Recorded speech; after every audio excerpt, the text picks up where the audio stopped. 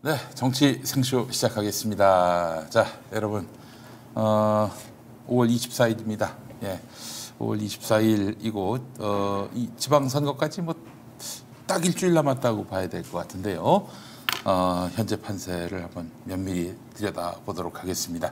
대단히 숙연하게 제가 이렇게 말하고 있는데, 뭐 아시죠? 예, 분위기가 이렇습니다. 자, 혹시나 이제 어깨춤을 추고 이러면 안 됩니다. 그럼요. 자, 이은영 휴먼앤데이터 소장님 어서 오십시오. 네, 안녕하세요. 네, 박진영 대구 가톨릭대 프란체스코 학부 특임 교수님 어서 오십시오. 네, 안녕하세요. 네, 다음 달에 저도 꽂아주신다는 소문이 있습니다. 이은영 소장님도 꽂아주신다고. 그 저는 보수 친구. 예, 좀 부탁드리겠습니다. 예, 자, 그래요. 우리 바로 이야기 들어가겠습니다. 예, 박지원,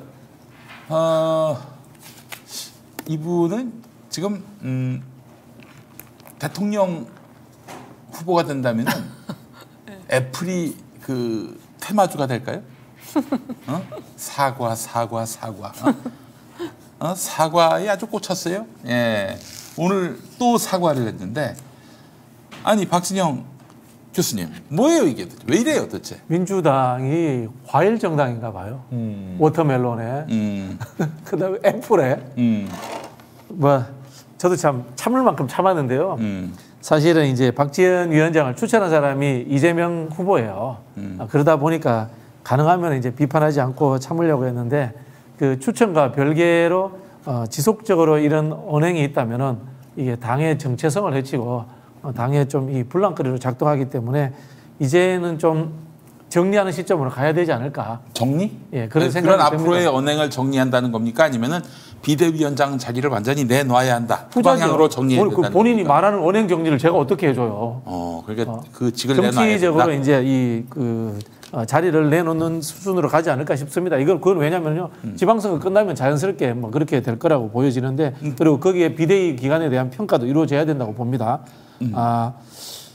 이제 오늘도 보니까 뭐 민주당을 팬덤 정당이 아니라 대중 정당으로 만들겠다. 제가 정당 20년 했는데요. 한 2달 했죠, 이분이. 네. 2달 한 분이 참 이렇게 바꾸겠다고 하니까 참 할 말이 없습니다. 네. 이거 기본적으로 이게 인식도 잘못하고 계신 게요. 대중정당이 팬덤 정당입니다. 대중정당의 반대말이 뭔가 하면요, 원내 정당, 그렇지. 국회의원들만 하는 정당, 명망가 정당, 유명한 사람들만 하는 정당. 예. 이게 대중정당의 반대말이고요. 팬덤 정당이라는 것이 이 국민들이나 지지자들이 열정을 가지고 참여한다는 차원에서 대중정당, 당원 중심의 정당과 같은 말이에요. 어디서 정치를 이따위로 배웠는지 모르겠습니다. 아니 뭐 배운 적이 없죠. 배운 적이 없는 거죠. 예, 그렇고 또 한편으로 이 대통령이 국민 욕하면 안 돼요. 예, 그럼요, 당연하죠. 당 대표 지도자가 당원 욕하면 안 됩니다. 그럼요. 선생이 자기 가르치는 학생들 공부 못한다고 욕하면 안 됩니다. 왜? 자기가 못 가르친 거니까요. 지 얼굴에 침 뱉는 거야? 그거는. 그렇죠. 이거는 기본적으로 이 지도자의 자세가 되어 있지 않다. 이 말씀 드리고 싶고요. 그러니까 지금 이런 거야. 박지원이는 지를 욕하는 놈들을 다 팬덤 지지자들, 쓸데없는 지지자들 다 쫓아내야 될 지지자들로 생각을 하고 있어요. 지금 이 세상의 중심이 나야. 세상은 이렇게 봐요, 이렇게. 그 일부 이제 민주당 정치인들이 팬덤을 균형감의 상실이라든가 강성으로 보는 경향이 있습니다. 거기에 대해서는 제가 이런 말씀을 드릴게요. 국민을 탓할 수는 없지 않습니까? 그럼 어떻게 해야 되느냐? 국민에게 보다 많은 참여의 기회를 줘야 됩니다. 그럼 당의 활동에 정책적 결정에 참여할 수 있는 기회를 줘가지고 책임감을 더 만들어줘서 이 국민들이 전략적 판단을 할 수 있도록 해주는 것. 두 번째는 교육을 통해 가지고 좀 더 성장할 수 있도록 해주는 것. 그렇지. 이게 사실은 지도자가 해야 될 몫인 거고요. 사실 그렇지 않더라도 우리 당원들은 충분히 전략적입니다. 이번에 경기도 도지사 후보 경선에서 한번 보십시오. 김동연 후보 당원이 된 지 얼마 되지도 않았지만 전략적 판단을 해가지고 균형감 있게 김동연 후보를 후보로 만들어줬습니다. 그렇습니다. 충분히 균형감이 있습니다. 아니, 그러니까 박지원이 아주 단단히 착각하고 있는 것이 뭐냐면은 어제가 노무현 대통령 13주기 아니었습니까? 네, 13주기. 노 대통령의 그 명언 중에 뭐가 있습니까? 농부는 밭을 탓하지 않는다. 그런 거예요. 지금 자기 밭을 이루고 있는 그런 당원들, 지지자들을 침뱉고 너희들 팬덤이야. 우리 정치에 아무 도움이 안 되는 쓰레기들이야. 잉여야. 이렇게 얘기해놓고 선거 직전에. 이거 미친 거 아닙니까? 아니 그분들이 좋아. 그래 투표 안 하러 나갈게. 한번 감당해봐. 이런 상황이 오면은 그래서 선거에서 치면 그때 어떻게 할 거예요? 근데 내가 봤을 때는 그래서 박지원이의 그 목표는 나는 이 친구가 정말 그 이번에 6.1 선거에서 이겨가지고 당에게 기여할 마음은 1도 없고 결국에는 이 친구는 지금 누구하고 결탁했는지 모르겠지만 이 박지원의 이익은 저 수박들의 이익하고 아주 일치가 됩니다. 싱크로율 100%예요. 이렇게 해서 이 선거 망하면은 지들이 그 공천으로 개판 친 거는 그 뭡니까? 지들이 다 한 거 아니에요. 그래 놓고는 다 공천하고 그리고 총괄 선대위원장 감투를 이재명한테 강제로 씌웠어요. 그렇죠. 그러니까 선거지면 네 책임이야 하면서 감투 씌운 거야. 뭐겠어? 이재명을 이런 식으로 타격을 입혀가지고 다음 8월 전당대회 때 못 나오게 하려고 그러는 겁니다. 지금 저 수박들의 이익하고 이 박지원의 이익이 지금 싱크로율 100%예요. 그 박지영, 그다음에 권지웅, 최이배 뭐 이런 분들 하는 게 황색 저널리즘하고 똑같은 거예요. 선정적 정치예요. 근데 이게 우리 그 김 PD님은 좀 거창하게 이야기해서 이분들 뒤에 뭐 이 수박 프레임 이런 것까지 이야기하는데 제가 보기에는 그 정도 레벨도 아니에요. 이거 저기 와이 모 씨가 했던 이벤트 정치, 정치를 악극당 수준으로 떨어뜨리는 거 그런 수준에서 이 자리를 주어진 사람이기 때문에 저는 이 임기 끝나면 그냥 끝날 거라고 보고요. 더 이상 이 한국 정치 특히 이제 민주당에서 이 이벤트 정치, 악극당 정치 좀 그만 안 했으면 좋겠어요. 이거 뭐 밴드 구성하는 것도 아니고. 아니 그 공천 때 말이죠. 공천 때 지들 멋대로 했잖아요. 그래서 아니 뭐 멋대로 컷오프하고 멋대로 지들 보좌관인 청년 여성 갖다 받고 그래서 현직들 다 쫓아내고 그래서 현직이 안 도와주고 선거판이 그래서 어려워진 면도 있어요 분명히. 그렇죠. 조직세가 지금 풀가동이 안 되는 상황이니까. 그러니까 아니 이래놓고 말이죠. 이래놓고 지금 너무 열성, 강경 지지자들 탓을 해. 그러니까 우리 저 박진영 교수님 말대로 그들이 이 당내에서 영향력을 행사할 수 있도록 제도적으로 뒷받침해주는 예컨대 김진표 형이 됐던 국회의장도 당원들이 선출한다든지 제1당의 당원으로서 뭐 그리고 이런저런 공천 과정에서 최대한 컷오프하지 않고 다 경선에 맡겨가지고 그래서 가장 많은 득표를 한 그런 후보에게 후보 공천을 하는 이런 상향식 민주정당으로 가려고 하는 그렇죠. 노력들은 왜 없고 지들 멋대로 컷오프하고 멋대로 공천 주고 이제 와가지고 강경 지지자 탓을 해. 아이고, 야, 니들이 다 헤쳐먹어라 그냥. 뭐 지난번 이제 공천을 그 2020년 공천을 주도했던 사람들도 이렇게 기본이 안 된 사람이라고 보는 게 정치라는 게 두 가지예요. 가치 문제와 그다음에 이익의 문제예요. 가치 문제라는 게 뭐냐면 무엇이 정의로운가라는 부분들. 있지 않습니까? 그럼 뭐냐면은 사회적인 보편적 그 이 인식과 교양을 갖춘 사람이 돼야 된다는 이야기를 하는 상식을 갖춘 사람이. 그다음 두 번째 이익의 문제예요. 그건 뭐냐면 계급과 계층의 대표가 돼야 된다. 이게 이제 정치를 구성하는 본질이에요. 네. 근데 이게 그런 사람들이 있습니까? 지금 우리가 공천한 사람들이 대부분이 이벤트적으로 유명한 사람들. 그냥 그 유명한 사람이면 그나마나요. 유명하지도 않은 사람들을 갖다가 지금 앉혀놨으니까 이런 문제인 거고. 지금 오늘 그 박지원 비대 공동위원장이 갑자기 또 기자회견을 했어요. 읍소 전략을 지금 펴고 있는데 지금 내일 모레가 지금 사전 투표입니다. 읍소 전략을 할 거면은 진즉부터 했어야 돼요. 그 대선을 지고 나서 국민께 사과를 드린다. 우리에게 표를 달라. 그렇게 사과를 했어야 되는데 지금 내일 모레가 투표일인데 갑자기 지금 나를 믿고 투표를 해달라고 하는데 진짜 웃음밖에 안. 널 믿고 어떻게 누가 투표하니? 그러니까 자기를 믿고 투표를 해달라고 자기가 민주당을 바꾸겠다고 하는데 진짜 속아 웃을 말을 오늘 하고 끝났어요. 속아 웃을 말. 예. 그리고 오늘 그 자기가 3가지를 개혁을 하겠다라고 하는데 청년 정치, 그다음에 차별금지법 같은 이제 미완의 개혁 과제들 그리고 내로남불의 그 정치를 하지 않겠다라고 했는데 그거는 박지원이 할 수 있는 일이 아니에요. 네. 네가 뭔데? 그러니까. 네가 선출직 당대표냐? 그러니까 지금 청년들이 정치를 하라고 지금 저희들이 원하는 게 아니고 유능한 정치를 해라고 지금 원하는 거예요. 그럼요. 네, 그 말을 좀 똑바로 알아들으셔야 되고 지금 팬덤 정당을 대중 정당으로 바꾸겠다라고 말했는데 박 교수님 지금 지적을 잘 하셨어요. 이게 또 동어 반복이거든요. 지금 학계에서 이번 대선을 분석할 때 팬덤 정치가 끝났다라고 지금 얘기를 해요. 왜냐하면 비호감 대선이었고 그 윤석열도 핵심 지지층이 없어요. 지역 기반도 아니고 인물 기반도 아니고 아무것도 아니고 가치 기반도 아니고.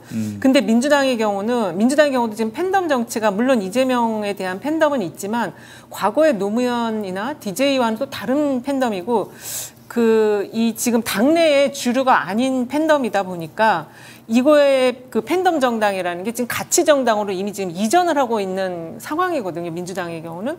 그래서 자꾸 민주당의 강성 지지층을 이야기하는 거는 민주당의 국회의원들보다 지지자들의 이 의식이 정치 의식이 더 앞서 있기 때문에 더 개혁적이기 때문에 가치 정당으로서 지금 변모라는 과정에서 국회의원들이 그걸 따라가지 못해서 지금 이 리더십과 팔로우십의 이 충돌 이 문제가 지금 민주당의 핵심적인 문제인데 이거를 팬덤 정당이라고 얘기를 하면서 대중정당으로 바꾸겠다라고 하는 거는 이게 무슨 전략을 가지고 이걸 바꾸겠다고 하는 건지 정말 이해가 안 되는 말을 오늘 했어요. 듣고 말죠. 팬덤이 없으면 어떻게 대중이 모입니까? 아, 그렇죠. 쉽게 말하면 그런 거고요. 그 박지원 널 보고 누가 그 지지를 하겠니? 그러니까요.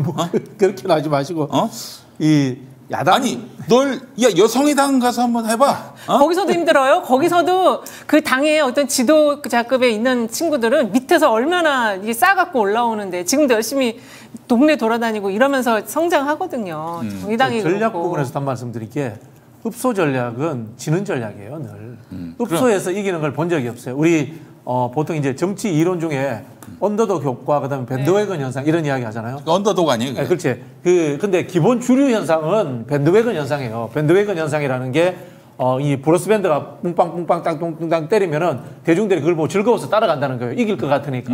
언더독이라는 게 뭡니까? 밑에 깔린 개를 응원하는 거잖아요. 개싸움 할 때. 근데 기본적으로 정치라는 것은 승자편에 서고 싶어 합니다. 사람들은 대세론에 따르고 싶어 합니다. 왜? 나도 대세론에 편성해야지 나한테 생기는 게 있고 내가 승자 쪽에 줄을 서기 때문에 그게 안전한 겁니다. 근데 흡소 전략이라는 것은 좋은 전략이 절대 아니에요. 그럼 야당은 뭘 해야 되느냐? 야당은 흡소하는 게 아니고요. 싸우는 거예요. 그렇죠. 모든 것을 트집 잡아서 하는 게 야당이고요. 발목 잡기를 넘어서서 발목을 부러뜨리는 게 야당이에요. 이번에 이제 그 예를 들자면은 그 한미 정상회담 이런 거 트집 잡아야 돼요. 근데 제대로 트집 못 잡잖아요. 아니 근데 이제 저는 민주당이 지금 아까도 팬덤 정당, 가치 정당 얘기했는데 이 지금 윤석열 정부의 성격 자체가 이게 우리가 완전히 반대만 해서 될 수 있는 정부 성격인지도 한번 연구를 할 필요는 있다라는 생각이 들어요. 그래서 지금 이 읍소 전략 같은 경우는 할 거면은 이게 미리 했어야 돼요. 근데 지금 이게 갑자기 지금 읍소 전략을 하니까 지금 그나마 지지를 보내고 있는 지지층도 약간 당황스러운 상황이거든요. 그래서 원래는 지금 민주당이 그 전략이 저기였죠. 그 일꾼론, 일을 할 수 있는 기회를 달라. 그거하고 견제론이었거든요. 근데 이거를 지금 갑자기 읍소 전략으로 하면은 견제론하고 읍소론은 맞지가 않는 거고 아까 박 교수님이 그 언더독 이펙트와 이제 밴드웨건을 말했는데 전형적으로 언더독 이펙트가 노무현입니다.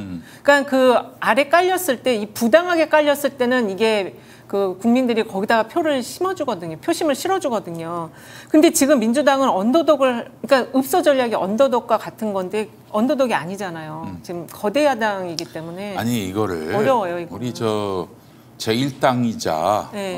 사실 얼마 전까지만 해도 집권 여당이었던 더불어민주당이 모릅니까? 다 알아요. 언더독, 밴드웨건 다 알아요. 그렇죠. 그럼에도 불구하고 이렇게 이 당대표지 뭐 비상공동대책위원장이니까 기자회견을 해가지고 이렇게 선거 앞두고 변수가 될 수 있는 사과 발언을 할 때는 그거 좀 말릴 수 있는 거 아닙니까? 말려야 되는 거 아닙니까? 아니 누가 말려야 되는데 이게 지금 오늘 김동연 기자회견도 같이 했거든요. 예. 근데 김동연 기자회견도 좀 약간 그거는 그래도 약간 의미가 있었어요. 왜냐하면은 지금 거기가 그 격전지기 때문에 이제 조금 낮은 자세로 들어간다. 그거는 좀 받아들일 수가 있었는데, 근데 그 박지원 아니 그리고 그 같은 시간에 했어요. 같은 시간에 했으면은 자기가 앞서 하든지 뒤에 하든지 이제 같이 하면 잼이 되는데 이건 다른 정당도 아니고 아니 그 김동연을 망치는 저기를 오늘 기자회견을 한 거죠. 김동연 혼자만 하든지. 역사적으로 한국 사회에서 미워도 다시 한 번이잖아요, 이게. 미워도 다시 한 번 해서 성공할 수 있는 사람은 DJ하고 YS밖에 없었습니다. 솔직히 말해서. 그만큼 고생을 했죠. 30년, 40년 동안 맞아. 감정이입이 돼 있었기 그렇지. 때문에 조금 잘못하더라도 거기에 대해서 우리가 미워도 다시 한 번이 됐는데 이제 미워도 다시 한 번 하는 시대가 아니에요. 네. 그만큼 이 흔히 하는 이 박지현 씨 등이라든가 역사성과 국민들과의 이 피부로서의 접촉면을 갖고 있는 게 아니에요. 이거 불가능한 이야기입니다. 아니 그 당에서 아무도 못 말렸습니까? 아니죠. 당에서 그거를 이제 잡은 거죠. 이게 지금 박지원 비대위원장의 행보는 당에서 다 서포트가 지금 되고 있는 거예요. 누군지는 모르겠지만 그 동선이나 메시지나 이런 걸 관리를 지금 하고 있고 이게 어느 순간에 그 대언론 이게 메시지가 좀 정돈이 됐잖아요. 다 뒤에서 백업을 해주고 있다는 얘기인데 지금 이 시기에 김동연 후보와 같이 했다라는 거는 김동연 후보 를 갖다가 좀 플러스 시키는 게 아니고 마이너스 시키는 그런 지금 당의 흐름으로 좀 기자회견이었다. 잡힌 듯한데요. 네. 전직 국회의장, 뭐 당대표, 그다음에 권노갑 고문 이런 분들까지 지금 나서서 유세장에 투입하겠다는 거예요. 우리 이렇게 이게 이제 미워도 다시 한번 전략이잖아요. 그게 그래서 정대철 전 네, 의원이 그 올라왔던 게 그 이유군요. 아 정대철. 정대철이 올라왔더라고요. 그 저기 연설 거기에. 아유 무덤에 계신 우리 김대중 대통령도 올라오시겠네 지금. 제가 말씀드렸잖아요. 네. 김대중 대통령이 나오시면 차라리 그거는 괜찮아요. 가능한데 김대중 노무현 대통령 나오시면 미워도 다시 한번 돼요. 근데 그분들 가지고 미워도 다시 한번 안 돼요. 제발 그 민주당의 그 참 정신 못 차린 구태의연함만 다시 보여주는 느낌이에요. 아이고 참. 그래서 지금 뭐 아니 그 박아야지. 좀 가만히 있으라고 하든가 최소한. 야 네가 지금 나서가지고 지지자들이 좀 화가 나가지고 투표를 안 하려고 그러는데 좀 닥치고 있어야 되지 않니? 라고 얘기 그렇죠. 못합니까? 아니 그러면 또 그렇게 나오겠지. 이런 팬덤 지지자들 이 차원에서 정리하지 않으면 안 됩니다. 당의 미래가 없습니다. 아마 틀림없이 이러겠지. 아마 그 팬덤 지지자의 수계로 우리 김용민 PD가 아예 그러거나 말거나 뭐 난 상관없어. 내가 뭐 당원도 아니고 내가 거기서 정치할 마음도 없으니까 내가 욕을 뭐 먹는 게 두렵지도 않고. 그런데 이건 아니에요. 아니 이건 아닌 것 같아요. 이건 요즘 아니야. 하도 답답하니까 네. 저도 이거 앞으로 이제 뭐 어떤 공직이나 이 당직 안 해야 되겠다 이런 생각이 나더라고요. 아니 그러니까 그냥 우리 다 투쟁하자고요. 우리가 그냥 다 정치고 뭐고 하여간 민주당을 위해서 개혁 투쟁을 해야 될 것 같아요. 야 어디서 이런 괴물이 들어와가지고 참 어처구니가 없습니다. 아니, 과대평가지도 괴물까지는 모르겠는데 과대평가지도 지금 많죠. 이 정치를 본인이 당을 바꾸겠다잖아요. 정치 밑에 가서 저기 한번 유권자 손 한번 잡아봤는지 모르겠어 진짜. 네? 유권자들한테 명함 한번 좀 돌려봤는지 모르겠어요. 이분이 지금 이렇게 하면은 누가 지금 비례 1번 준다 이런 말 했는지 모르겠는데 다음 총선 때 어려우면요. 박지원 씨 나타나면 누구세요? 이럴 사람들이에요. 지금 비례 1번 주겠다고 한 사람들이 전부 그렇지. 다. 그래가지고 박지원이가 만약에 네. 행여나 누군가로부터 야 잘하고 있어 지금 이대로 해. 네. 잘하면 너 저 비례 1번 줄게. 이렇게 얘기하는 놈들이 행여나 있다면 네. 그 인간이 또 다음 8월 전당대회 때 당대표 후보로 나온다면 네. 설령 그 사람이 당대표가 되더라도 2년 뒤에는 누구세요? 어디서 팬듯한 분 같은데 누구시더라? 저는 이게 이럴 겁니다. 아직 모르지 그런 거. 정치가 그런데야. 예? 아니, 그 비정함을 모르잖아. 박지현 씨를 저는 뭐 개인적으로 이렇게 크게 비판할 생각도 없고요. 사실 이게 한편으로 보면 민주당 내에 있는 하나의 현상이라고 봐요. 현상이라고 보는데 이 보수 언론만 계속 보면서 또 이 당내 비판을 적절히 했을 때 그 언론에서 이렇게 실어줄 때 그 습관 들여지는 것, 그 재미, 그게 이제 흔히 빠지는 사람들이 많이 있어요. 그 내가 한마디 하면 막 언론들이 열심히 받아 적으니까 지가 뭐가 된 듯하죠. 네. 유시민 그 전 이사장도 그런 말씀 하더만요. 자꾸 그렇게 얘기해서 레거시 미디어들이 열심히 받아주면은 뭐라도 된 것처럼 그렇죠. 착각한다고. 그러다가 한번 패대기 쳐져 봐야죠. 정신을 차리지. 그게 대표적인 사람이 진중권이에요. 진중권. 그쵸. 그러니까 진중권이 이제 이 진중권은 지금 완전히 레거시 죄송합니다. 레거시 미디어들한테 가스라이팅을 당했어요. 그렇죠. 그래서 걔네들이 원하는 말만 해줘. 진중권 저널리즘이라고 하잖아요, 우리가. 네. 그렇게 이야기하는데 결국은 뭐예요? 그게 박쥐인 거예요. 날짐승도 아니고 들짐승도 아니고 입 바른 소리만 하다가 결국 누구의 이익, 누구의 가치도 대변하지 못하고 결국은 그렇게 소모되고 마는 거죠. 네. 그래서 그래도 지는 저 계속 진보 논객 이렇게 불리기를 원하는 거야. 진부 농객. 진부 농객. 친윤이지 친윤. 친윤 농객이라고 했지. 찐윤 농객, 찐윤 농객. 그 계속 친문했잖아. 우리도 그러자고 친윤 농객이라고. 네. 그래서 저기 얼마 전에 견희재 씨가 그런 말했잖아요. 그 저기 친윤 논객 진중권이 하고 붙을 사람은 나다. 반윤 논객으로. CBS가 그래서 둘을 MC로 붙이면 어떻겠는가? 어? 그 우리 황희두 씨가 예. 그 진중권 타격맨으로 잘 하던데 계속 좀 하지 그래요? 좀. 아니 잘하고 있고요. 예. 근데 이제 그렇게 하자니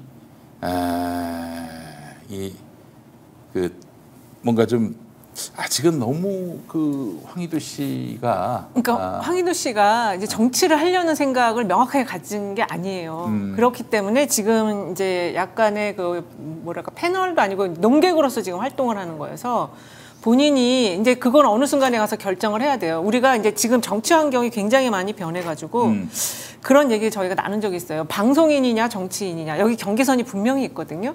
그 방송인에서 그 경계선을 너무 넘어가 버리면 정치를 하기가 어려운 예능인이 돼버리고 이 농객과 이 정치인도 경계선이 있어요. 그래서 그거를 자기가 정치를 할 거면은 이 정치 현장에 뛰어들어서 해야 돼요. 농객은 영원히 농객으로밖에 갈 수가 없거든요.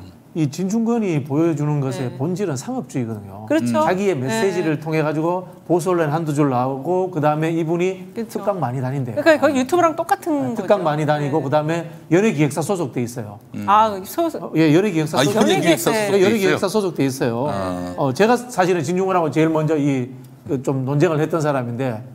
이제 왜 MCM에 소속이 안 되고 연예기획사. 그러니까 제가 계속 하려니까 지금 제가 SNS를 닫아가지고 SNS 제가 하도 맞아가지고 닫아버려가지고 그랬는데 이거 황희두 씨가 좀 해주면 제가 옆에서 도와주고 좋겠는데. 자 그래요 그러면 광고하고 네. 광고하고 저 지방선거 판세 분석으로 들어가도록 하겠습니다. 자 여러분들께 소개해드릴 오늘의 광고는 백자 메론. 아유 세상에 메론 싫어하는 사람도 있습니까 세상에? 없죠. 없죠. 하만 가야 백자 메론. 네 여러분들께 소개합니다. 자 부드럽고 달달한 맛이 일품인 백자 메론이 제철을 맞이했습니다. 5월 6월이 제철인 백자 메론은 하만 가야의 백자를 쏙 닮았다고 해서 백자 메론이라고 불립니다. 그러나 경남 함안 산지에서 바로 수확하는 것입니다. 껍질이 얇아서 먹기도 편합니다. 경남 함안 산지에서 바로 수확해서 보내드리기 때문에 싱싱하고 당도가 높습니다. 엄격한 당도, 크기 기준에 의해서 엄선된 프리미엄 메론만 발송합니다. 백자 메론은 후숙 과일이라서 실온에서 이틀이나 3일 후숙한 다음에 냉장고에 보관해서 드시면 더욱 달콤한 메론을 즐기실 수 있겠습니다. 메론의 바닥 부분을 눌렀을 때 살짝 들어간다면서 딱 알맞게 후숙된 상태입니다. 자, 하만 가야 메론 두 개죠. 네. 2.5kg인데 27,500원입니다. 김용민닷컴은 백자 메론 두 수만 구매하셔도 무료 배송입니다. 6월 이후에는 백자 메론 시즌이 끝납니다. 자, 제철에 한번 맛보시면 어떨까요? 지금 바로 김용민닷컴에서 제철 백자 메론을 압도적 가격에 만나보시기 바라겠습니다. 너무 맛있네요. 아 그래요? 와, 이거 뭐 이리 달아. 아니, 꿀 뿌린 거 아니에요? 오 진짜. 원래 메론이 우리 과일은 아니었잖아요. 그렇죠. 야. 근데 약간 참외 같아요. 와, 맛이. 달다. 참외보다 더 나네요. 여러분, 우리 저 정치권의 워터메론을 미워해도 하만 백자 메론은 사랑해 주시기 바랍니다. 진짜 맛있어요. 이거 속이 안 빨갛잖아요. 그렇죠. 겉과 속이 똑같네요, 색깔이. 아니, 제가 명색이 민주당 강성개혁파 20년 한 사람인데 글쎄. 진짜 잘 안 돼요, 이게. 뭐가 잘 안 돼요? 개혁이라는 게 제가 느끼기에는 열린우리당 창당과 전신정 2000년대 초반에 그 이후로 민주당이 개혁이 된 적이 없다고 봐요. 그냥 시절이 좋아지고 지도자덕으로 흔히 하는 말로 의석수가 많아졌지. 실제로 집단적 정치 개혁이라든가 이런 거는 열린우리당 창당 이후로는 없었던 아니에요. 지금 정세균 추미애 의원들이 처음 들어왔을 때 그때가 정치 그러니까 초선 개혁 있었어요. 그게 이제 16대잖아요. 15대 때 DJ가 이제 영입한 인재들. 그때도 이제 정치 개혁인 거고 그게 정치 개혁. 열린우리당의 정치 개혁은 사실 노무현 대통령이 열린우리당 창당을 반대했잖아요. 좀 그 개혁 세력이라고 보기는 실패한 개혁 세력이죠. 아니 근데 어쨌든 그때는 노무현 대통령보다는 천신정이 주도한 거거든. 그러니까요. 열린우리당 때는. 약간 실패한 그 이후에 열린우리당 평가가 그렇게 썩 좋지 않았잖아요. 열린우리당 때 2004년 총선 때 당선된 분들이 이번에 5선인가 4선. 그렇죠. 5선이지 5선. 그렇죠. 이제 그때 당선된 사람들이 이제 기득권화되면서 지금 판까지 이어지는 거예요. 그때 당선된 사람을 우리가 탄돌이라고 불렀잖아. 탄핵돌이, 탄핵순위 해가지고. 그 중에 맛을 유지하는 분들은 뭐 안민석 의원 정도. 안민석 의원 그때 들어왔나요? 그때 들어왔지. 예. 중앙대 교수 하시다가 오셨죠. 안민석 의원이 그나마 아직도 개혁적인 이유가 뭔지 아세요? 한 자리 한 적이 없거든. 계속 최고위원도 안 해봤고 원내대표도 안 해보고. 계속 아웃사이더로만 계셔가지고. 그 양반이 국회의장 후보로 나왔으면 어땠을까도 싶은데, 모르겠습니다. 예, 다 지나간 얘기니까. 조정식 의원이 먼저 나가겠다고 해버리니까. 네? 조정식. 조정식 그 우상호가 좀 단일화했으면 어땠을까도 싶은데, 그래도 아마 안 됐을 거예요. 이미 뭐 몇 년 전부터 준비를 했었는데 뭐. 근데 생각보다 우상호 의원이 표가 많이 나왔어요. 57표 나와서 많이 나온 거예요. 많이 나왔네요. 둘이 합했으면 이겼습니까? 그건 아니잖아. 근데 해볼 만한 상황 이제 시너지가 생길 수도 있었겠죠. 이상민 2표. 이상민 2표. 한 표로 본인표. 한 표로 본인표. 한 표를 누가 찍었지? 그래서 잘못 찍은 거 아니에요? 그러니까. 2표. 너무 민망하다. 아유. 네, 이번 광고는 산삼 순백입니다. 기존 상품 산삼진 99가 더욱 업그레이드돼서 돌아왔습니다. 산삼진 99는 산삼과 1% 인삼 열매로 이루어졌지만 산삼 순백은 100% 순수 산삼이 그대로 담겨 있습니다. 산삼 순백은 타 지역에 비해서 게르마늄이 4배 내지 5배나 많은 지리산 1000m 고지에서 농약 비료 없이 비바람 이슬을 맞으면서 자란 7년근 산양 산삼만을 사용합니다. 그래서 산삼이 건강하고 약성이 뛰어납니다. 약성이. 예. 자, 산양 산삼이라고 모두 유기농 인증받은 것은 아닙니다. 산삼 순백은 FDA 승인 유기농 산양 산삼 인증을 받은 제품입니다. 지금 1+1 이벤트로 2박스를 38만 원에 판매하고 있습니다. 하루 한 병 6,000원에 지리산 청정 고지대에서 자란 산양산삼의 기운을 흡수해 보시기 바랍니다. 산삼진을 구매하시는 분들께 감사의 마음을 담아서 추가 선물도 드립니다. 바로 산삼 패치와 산삼침 향환인데요. 산삼 패치는 산양산삼과 한방 재료를 사용한 자연 친화적인 스포츠 패치입니다. 목, 어깨, 허리, 무릎 등에 사용하시면 좋습니다. 산삼 패치는 리뷰 이벤트로 산삼 순백과 함께 하신 그런 솔직한 리뷰를 남겨주시면 무조건 증정해 드리겠습니다. 리뷰 이벤트는 5월 말까지니까요. 빠른 구매 부탁드리겠습니다. 산양삼 침향환은 전통 침향환 원료 배합을 기본으로 하되 거기에 더해서 7년근 산양산삼 20%를 함유한 프리미엄급 침향환입니다. 면역력 향상에 정말 좋은 산삼 순백도 만나시고 자연 친화적인 한방 패치인 산삼 패치, 원기 회복에 도움되는 산삼 침향환은 덤으로 만나보시기 바라겠습니다. 쇼핑이 후원이다. 김용민닷컴입니다. 자, 판세 경기도부터 가죠. 네, 경기도가 어저께 그 JTBC가 글로벌 리서치를 해서 21일, 22일 주말에 조사를 한 거예요. 네. 가상번호와 면접조사 썼는데 김동연 후보가 39.3%, 김은혜 후보가 38.6%, 강용석 후보가 2.1%에서 지금 김동연, 김은혜 후보가 0.7%포인트 격차를 보이고 있습니다. 이게 지금 5월 16, 17일 날 MBN 리얼미터 조사도 그 격차가 둘 사이의 격차가 0.6%포인트여서 지금 초경합 인데 저는 지금 이 한미 정상회담이 있었던 날에 지금 조사가 됐는데 이렇게 0.7% 초경합인 거는 결국에 저는 이긴다고 보거든요. 그래서 경기도는 좀 경합 우세 지역으로 분류를 하고 있고 그 나머지 지역들은 좀 많이 어렵죠. 네, 지금. 일단 네. 제가 우리 이은영 소장님 오늘 나오셨을 때 꼭 묻고 싶은 게 네. 제가 오늘 이 프로그램을 위해서 김용민 트위터에서도 설문조사를 아, 했습니다. 네네, 트위터에서. 김용민 트위터에서 응답하는 사람들이 무슨 통계학적인 의미가 있겠습니까? 네, 이게 그건 맞아요. 표집이 완전히 찌그러지는. 아, 그렇죠. 아니, 아니, 근데 당내 선거 이럴 때는 정확하게 맞을 것 같은데. 아니 그 당내 선거는 맞아요. 당내 선거는 거의 맞죠. 맞고 네. 그리고 일단 열성 지지층, 강경 지지층으로도 불리지만 열성 지지층 그분들한테 뭘 물어봤냐면은 네. 경기도지사 후보 누구를 지지하느냐 이렇게 물어보는 건 양아치지. 그렇죠. 양아치입니다. 그런 질문을 하진 않았고요. 네. 제가 한 질문은 6.1 선거 여론조사에 응하십니까? 이거 물어봤어요. 적어도 강경 지지층, 네네. 민주당의 최소한 이재명 지지층. 제가 트위터 열심히 하면서 그때마다 똥파리들 다 블락했거든. 네. 똥파리들은 내 트위터를 못 봐요. 거의. 예. 자, 6.1 여론조사에 응하시겠습니까? 그 이재명 후보 지지, 민주당 지지 하는 분들이 아마 대개 참여했을 것으로 판단이 됐는데 전화가 왔는데 응하지 않았다 51.6. 전화가 왔는데 응했다 10.4. 전화가 안 왔지만 와도 응하지 않겠다 14.3.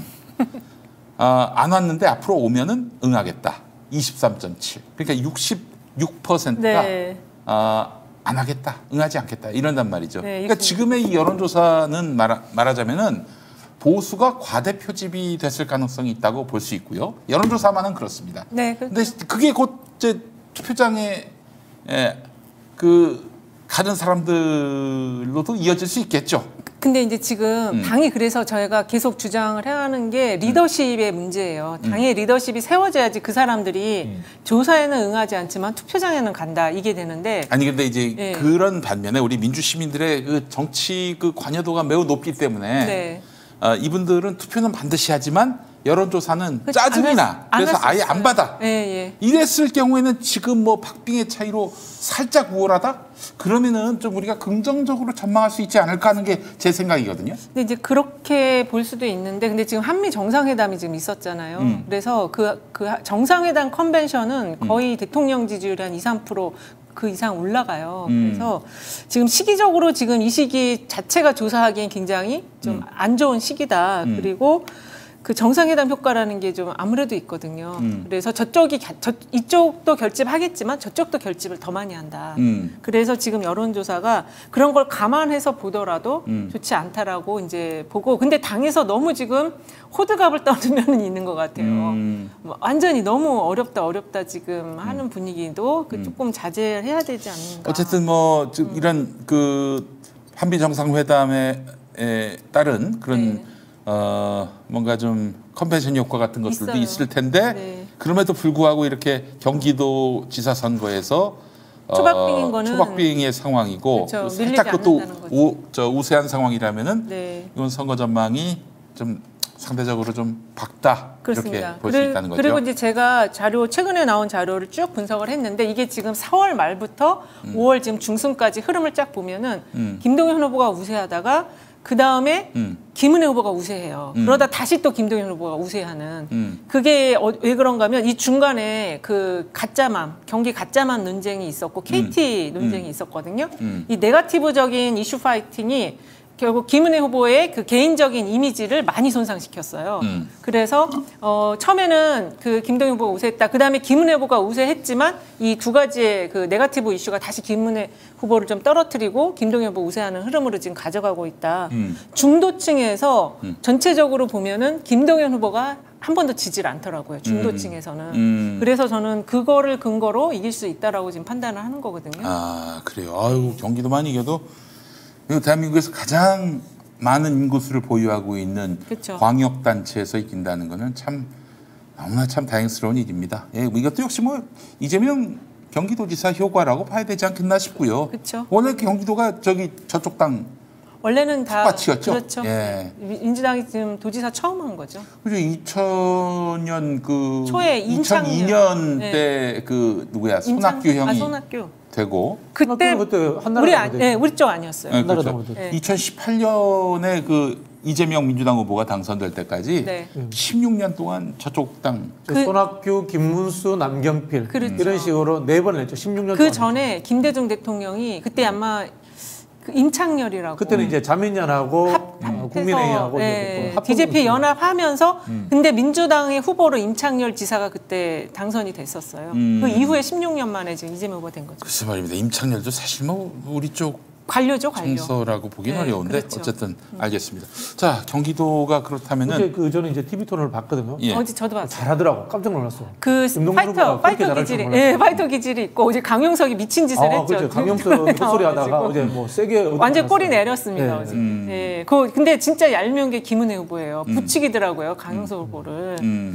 그래서 어저께 그 김동연 후보가 이슈 파이팅 능력이 없다라고 누가 그런 얘기 자꾸 하는 사람들이 있던데 아니에요. 어저께 토론 다시 보시면 상당히 정치적이다. 네, 그 사안 붙을 때는 굉장히 좀 강하게 붙더라고요. 알겠습니다. 근데 이제 저는 약간 좀 힘든 점을 말씀드리려면은 투표율을 말씀드릴 거예요. 이제 지난 2018년 투표율이 60% 가까이 됐습니다. 네, 그렇죠. 그렇죠. 예. 근데 지금 제가 보기에는 50% 초반대밖에 안 될 것 같아요, 이번에. 아, 이번에 예, 그래서 투표율이 떨어지면은 전반적으로 민주당에게 불리할 것이다. 그런 생각이 듭니다. 아니 그렇지 않아요. 저는 네. 좀 달리 봅니다. 네. 예, 우선 말씀해 주시죠. 저도 그 정당 지지층의 그 후보 지지 현황을 쫙 다 봤는데 결집도가 지금 민주당 결집도가 더 높아요. 이게 다만 사이즈가 작아서 당세가 좀 작아서 그런데 민주당의 지지층의 민주당 후보 지지는 거의 80% 이상입니다. 저쪽이 조금 떨어져요. 경기도가요? 경기도만 내가 분석을 경기도만 해봤어요. 그럴 수. 네. 글쎄요, 저는 제가 최근에 들은 통계는 뭔가 하면은 2018년도에 민주당 당원 경선에 참여했던 사람들이 60%가 넘었는데 이번에는 당원 경선에 40% 정도만 참여했다는 거예요. 아니 그 분석을 여기다 적용할 수 없습니다. 왜냐면은 이게 이제 일반 선거잖아요. 그 당원들에 대한 거하고 그러니까 그래서 저는 정당 지지층 전체를 봤어요. 당원이 아니고. 근데 그러니까 인물 경쟁력이 있다는 얘기죠, 결국. 그래서 그건 동의합니다. 예. 그래서 그 김동연 후보 쪽으로 그 정당 지지층의 결집도는 민주당이 더 높다. 물론 저기 분열이 되어 있어서 그런 것도 있는데 김은혜 후보에 대한 그 비호감 이미지가 점점 형성이 되고 있는 거죠. 그래요. 왜 저기 아마 그런 견제 심리도 작동할 거예요. 예, 서울, 인천이 쉽지 않으니까 경기 하나 정도는 민주당 줘야지라는 이제 그런 견제 심리도 있을 거예요. 저는 다른 것보다도 2016년 이후로 주요 선거는 민주당이 다 이겼습니다. 그렇죠. 뭐 보십시오. 2016년 총선 이겼고 2018년 지방선거 이기고 그 사이에 또 2017년에 있었던 대선 이기고 그리고 2020년 총선에서도 이기고 지역구 조직 탄탄하거든요. 그 조직 싸움에서 항상 민주당이 밀린다. 이건 옛날 얘기가 된 게 아닌가. 그럼요. 예, 그런 점에서 보자면은 아직은 그 저력이 좀 남아 있다. 야당된 지 얼마 안 됐기 때문에 그래서 조금은 좀 특히 경기도 같은 경우는 지난 대선도 이겼으니까 그렇죠. 그렇게 뭐 무너졌다 혹은 뭐 짜그라졌다라고 말하기는 좀 어려운 게 아닌가. 지금 이게 양강구도로 재편된 지가 꽤 오래됐어요. 그래서 이 민주당의 지지층이라는 게 이게 쉽게 무너지는 모래성 같은 지지층이 아니고 아까도 계속 팬덤 정당에서 더 발전된 진화된 정당 구조를 가지고 있다고 말씀을 드렸잖아요. 상당히 정치적으로 각성을 한 그런 지지층들이 지금 민주당에 있는 거거든요. 지금 당 지지율이 낮은 거는 이 지도부가 이제 계속 짜증나게 하니까 지금 잠시 무당파층으로 지금 나가 있는 상황이지 그 사람들은 다시 언제든 돌아올 수 있는 지지층이라고 저는 보거든요. 그 사실 또 보는 부분이 뭐냐면은 이 민주당 지지층들이 여론조사는 굉장히 짜증내합니다. 왜냐하면 여론조사 때문에 졌다는 정서가 분명히 있거든요. 대선 때. 말도 안 되는 격차로 이재명 후보가 뒤진다라고 계속 떠들어대니까 중도층들, 정치 저관여층들은 이재명이가 어렵나 보다. 이러고 투표를 안 해. 응? 되는 쪽 밀어줘야지 해가지고 윤석열 밀어준 표도 꽤 있을 거란 말이죠. 그렇죠. 여론조사가 이번에 그 장난질을 해가지고 우리가 졌다라는 정서가 있어서 여론조사를 안 받아요. 전화를 안 받아. 여론조사를 한번 싹 털어야 돼요, 지금. 예, 그래서 썩 털어야 돼. 그래서 대신에 네. 투표는 한다. 네. 내가 이 여론조사 때문에 분노한다는 게 뭡니까? 지난 대선 때 억울하게 졌다는 얘기고 다가올 선거에서 나는 반드시 투표로서 그 이 여론조사와 실제 민심이 다르다는 걸 보여줘야 되겠다라는 민심이 작동한다고 보거든요. 네. 그런다면은 저는 여론조사 결과가 이렇게 박빙으로 살짝 우세하는 걸로 나왔다면은 의외의 결과가 나올 수 있을 것이다. 이렇게 또 예측을 하는 겁니다. 이거는 그러니까 이거는 우리 데이터를 다루시는 이은영 소장님이나 이 정치의 어떤 공학과 시스템을 다루시는 우리 박진영 교수님과는 다른 야매 평론가의 그 어떤 원래 촉이라고 보시면 됩니다. 역사는 야매 밤에 이루어집니다. 네, 야매.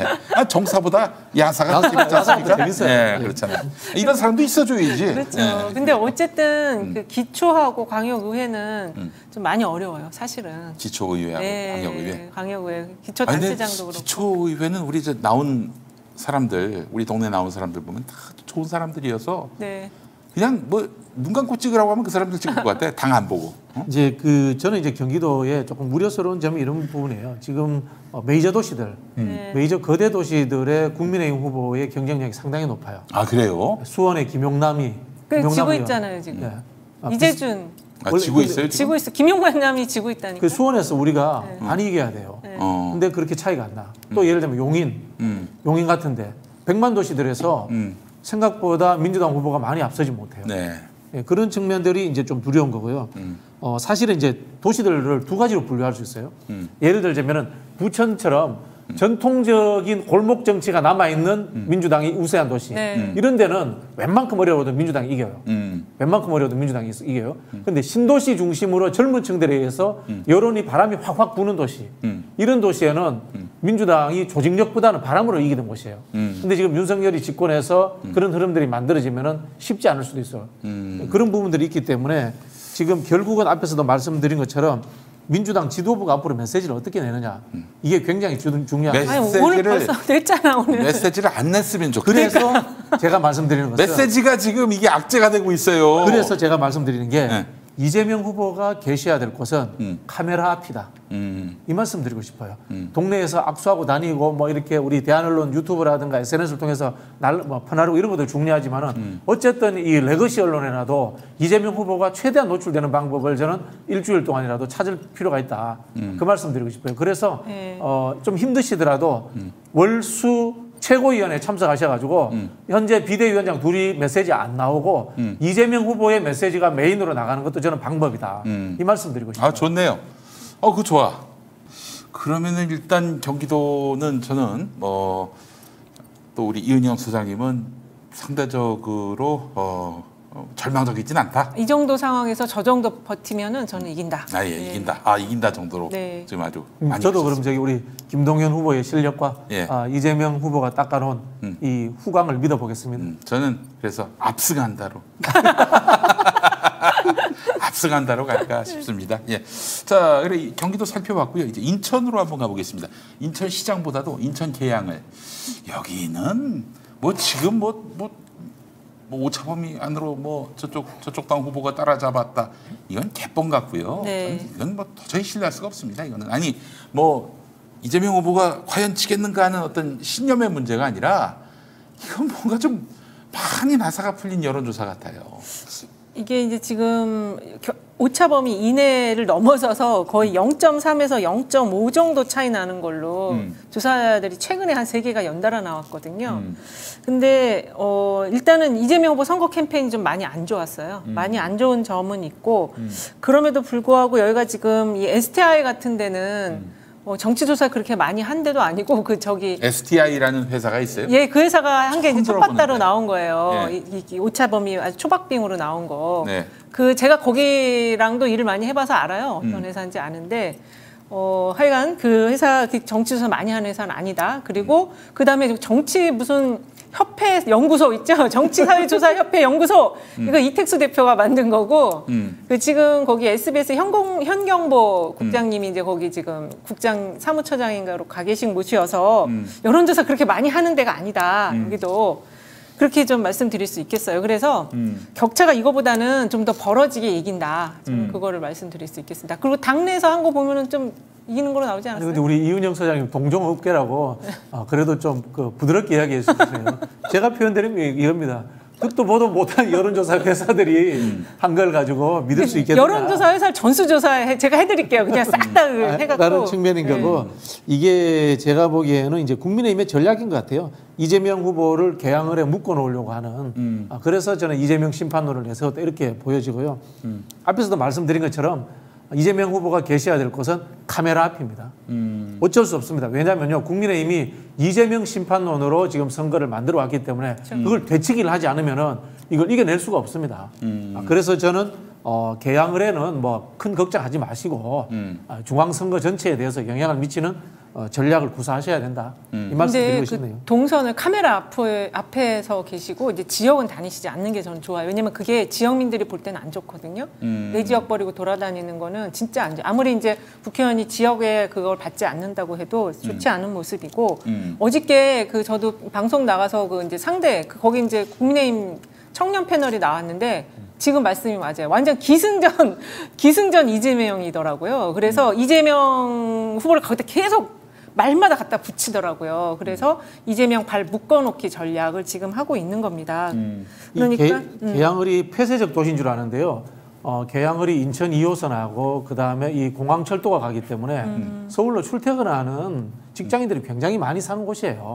그렇기 때문에 이 이야기는 뭐냐면 폐쇄적 선거운동이 중요한 게 아니고 중앙정치 선거운동이 훨씬 더 의미가 있다는 말씀을 제가 드리는 겁니다. 그런데 이제 여론조사상 바짝 붙었고 또 여론조사를 보면 지난 대선 때 이재명 후보 지지율이 거의 다 수렴이 됐다는 거예요. 그렇죠. 그래서 안 되겠다. 이거는 스윙 보터, 즉 중도층을 잡는 작업이 필요하다 싶어서 이재명 후보가 개항을에 다소 좀 치중이라기보다는 하여튼 좀 굉장히 공을 들이는 그런 구조로 지금 가고 있는 것 같은데. 그래 이제 보통 이제 가게를 돌아다니잖아요. 네. 전통적인 가게로 이제 돌아다니는 게 전통적인 선거 운동인데 제가 앞에서 말씀드린 그게 이제 폐쇄적 도시에서는 결정적 영향을 미칩니다. 근데 이 개항처럼 이 개방형 도시에서는 중앙 언론에 나오는 게 훨씬 더 영향력이 있습니다. 근데 이미 중앙 언론에 너무 여러 번 나왔어요. 그 라이브 중계 때문에 그냥 막 시민한테 욕 먹고 이런 게 두세 가지가 나와가지고 그래서 그게 지금 이번 선거를 어렵게 만들었던 요인인 것 같거든요. 그래서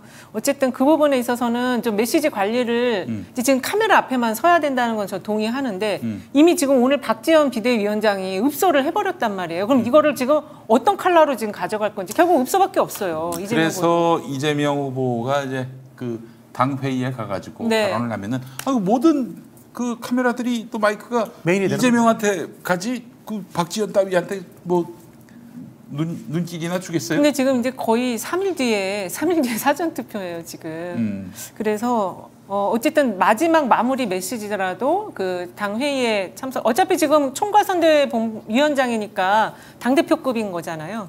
그래서 지금 하신 말씀대로 마무리의 그 어떤 메시지는 이재명 후보가 좀 마무리하는 게. 이재명 후보가 민영화 이슈 끄집어냈잖아요. 네. 이건 이제 국민의힘에서 고발했어요. 그러니까요. 고발했다는 건 아프다는 뜻이에요. 그렇지. 그게 지금 저 여론에 반영되고 있다. 그리고 이게 이재명 후보가 잘하는 부분들이에요. 이재명 후보가 잘하는 게 정책 부분 가지고 구체적으로 싸우는 거잖아요. 네. 지금 지분이 몇 프로 가고 그다음에 예산이 어떻게 가고 이런 것들 잘하신단 말이에요.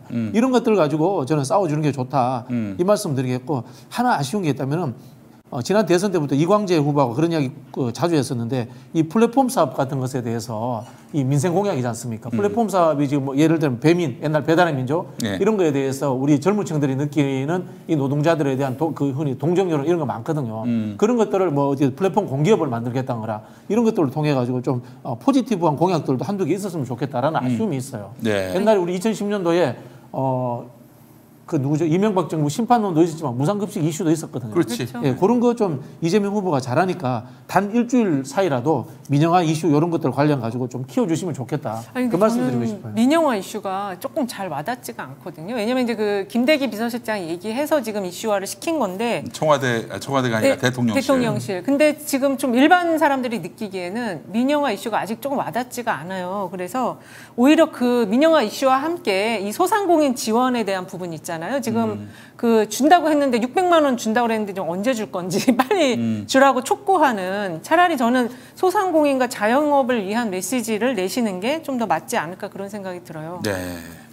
알겠습니다. 저 개항을 뭐 현재 뭐 승부는 이미 갈렸다. 그렇죠. 개항은 뭐 저는 어렵지 않다고. 네, 봅니다. 어렵지 몇 않아요. 프로 차로 가야 될까요? 지금 뭐 한 8에서 10 정도 차이로 지금 보고 있는 것 같은데 조금 더 났으면 좋겠어요. 네. 사실은. 예. 예.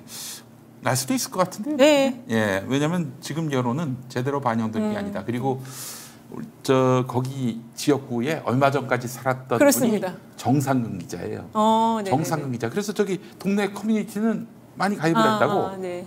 봤더니 뭐 거의 99% 이재명 얘기야. 비난하는 것도 있고 찬성하는 것도 있고 그런데 뭐 찬성, 화제 압도적으로 이재명이에요. 그 상대 후보는 뭐 이름도 잘 거론이 안 된다고 하더라고. 그리고 그 후보가 지금 저기 목동에 살고 있잖아요. 계양에 안 살고. 그래서 직장은 계양에 있는데 집은 목동에 있다잖아요. 그래서 그 약간 가짜 계양 시민이라고. 네. 아 그래요. 네. 선거용 개항 시민. 네. 필요할 때는 계양 살고. 근데 이렇게 뭐 부정이든 긍정이든 압도적으로 화제해 주고 싶습니다. 그러면은 이게 선거에 도움이 됩니까? 그렇죠. 네. 우리가 그 맨날 얘기하잖아요. 선점 전략이 중요하고 그 이제 버즈량이 중요하다라고 말씀드린 게. 예. 긍부정 어떻습니까? 요즘에? 긍부정어요? 지금 그 자료 안 갖고 왔네. 예. 뭐 그냥 대충 보면은 근데 좀 부정어도 많아요. 왜냐면은 좀 안 좋은 것들이 최근에 너무 많이 탔어요. 그 신발, 뭐 벤치 뭐 이런 거 있잖아요. 네. 그래서 근데 그래도 기본적으로 이 팬덤이 있는 후보잖아요. 지금 1,600만 표를 받은 후보였기 때문에 그게 이제 실망이라기보다는 내가 표를 찍었던 그 민주당을 역대 최대 표를 받은 사람이 좀 저거보다는 좀 더 멋진 모습을 보여줬으면 좋겠다라는 그런 아쉬움 이런 것 때문에 부정적인 버즈량이 늘어나는 거지 실제로 뭐 완전히 지지를 철회하기 위한 그런 거는 저는 아니라고 봐요. 알겠습니다. 자 그러면은 인천시장 어떻습니까? 인천시장. 이거 아까 저기 우리 박 교수님이 주신 자료인데 네. 인천은 지금 경합 열세 지역으로 분류를 어디서 이 자료 왔습니까? 이거 네. 경합 열세. 경합 열세로 지금. 경합 열세. 네. 경합 열세면은 제가 앞서 얘기한 대로 여론조사 우리 민주당 전통 지지층 혹은 뭐 여성 지지자 네. 여론조사에 잘 응하지 않는 것이 맞다면은 네. 이건 좀 한번 끝까지 투표 한번 열어봐야 되지 않을까 하는 게 제 생각이에요. 그렇죠. 인천 같은 데는 열어봐야죠. 음. 근데 어쨌든 좀 쉽지는 않아 보이죠. 인천이 서울 생활권 인천이 있고 그렇죠. 독자 생활권 인천이 있어요. 근데 제가 봤을 때 서울 생활권 인천은 이 개항 선거에 영향을 받아요. 근데 독자 생활권 인천은 이 개항 보궐선거에 영향을 별로 안 받을 거예요. 그런 측면에서 만만치 않을 거라고. 아니 근데 독자 그 개항 선거에 영향 받지 않는 층들은 저쪽 보수 성향층 아닌가요? 그렇죠. 네. 아 그래요. 인천이 의외로 큽니다. 인천이 좀 부산보다 더 큽니다. 인구가 더 많고요. 그리고 여기가 막 그 전국에서 모든 분들이 여기 와서 사시나 봐요. 이게 표심이 이렇게 좀 정형화가 안 돼 있어요. 옛날에는 이제 충청도 많이 지금도 충청부 많아요. 충청 용고자가 제일 많은 그렇죠. 걸로 알고 30%. 있습니다. 특히 이제 충남 쪽에서 올라오신 분들 그렇죠, 많은 그렇죠. 예. 인구가 한 320만 정도 될 겁니다. 우리 박진영 교수님은 누가 이길 거라고 보세요? 만만치 않다고 봅니다. 만만치 않다. 네. 이길 수도 있다. 박남춘이 이길 수도 있다. 뭐 이길 수도 있죠. 이길 수도 있는데 만만치 않다. 이게 정치 지도자의 유형이 이 노토리어스더라도 유명한 게 좋아요. 네. 네, 그런 부분에서 이 유명세가 유정복 후보가 조금 더 있는 측면이 있어요. 그렇지. 장관도 했었고, 그렇죠. 또 시장도 했었고. 네. 근데 결국 유정복 때 박남춘. 인천시와 박남춘 때 인천시를 비교하지 않겠어요, 유권자들이? 비교하죠. 일단 이제 뭐 재정 문제라든가 그 광역지자체 운영 부분에서는 박남춘 시장이 S 등급을 받았어요. 재정 건전성 평가라든가 네. 이런 데서. 그리고 유정복 시장 때는 C 등급 받고 이렇게 해서 차이가 있습니다. 그때 유정복 시장 때 그 시에서 빚이 많이 늘어나가지고 그다음에 송영길 후보가 시장이 된 거잖아요. 아니. 안상수 시장 때. 안상수가 그렇게 됐고 안상수 나중에 때? 이제 송영길 시장이 떨어지고 유정복이 됐죠. 그때 박근혜 초기였고, 예, 또 친박으로 이렇게 포지셔닝 됐었고. 그렇죠. 예.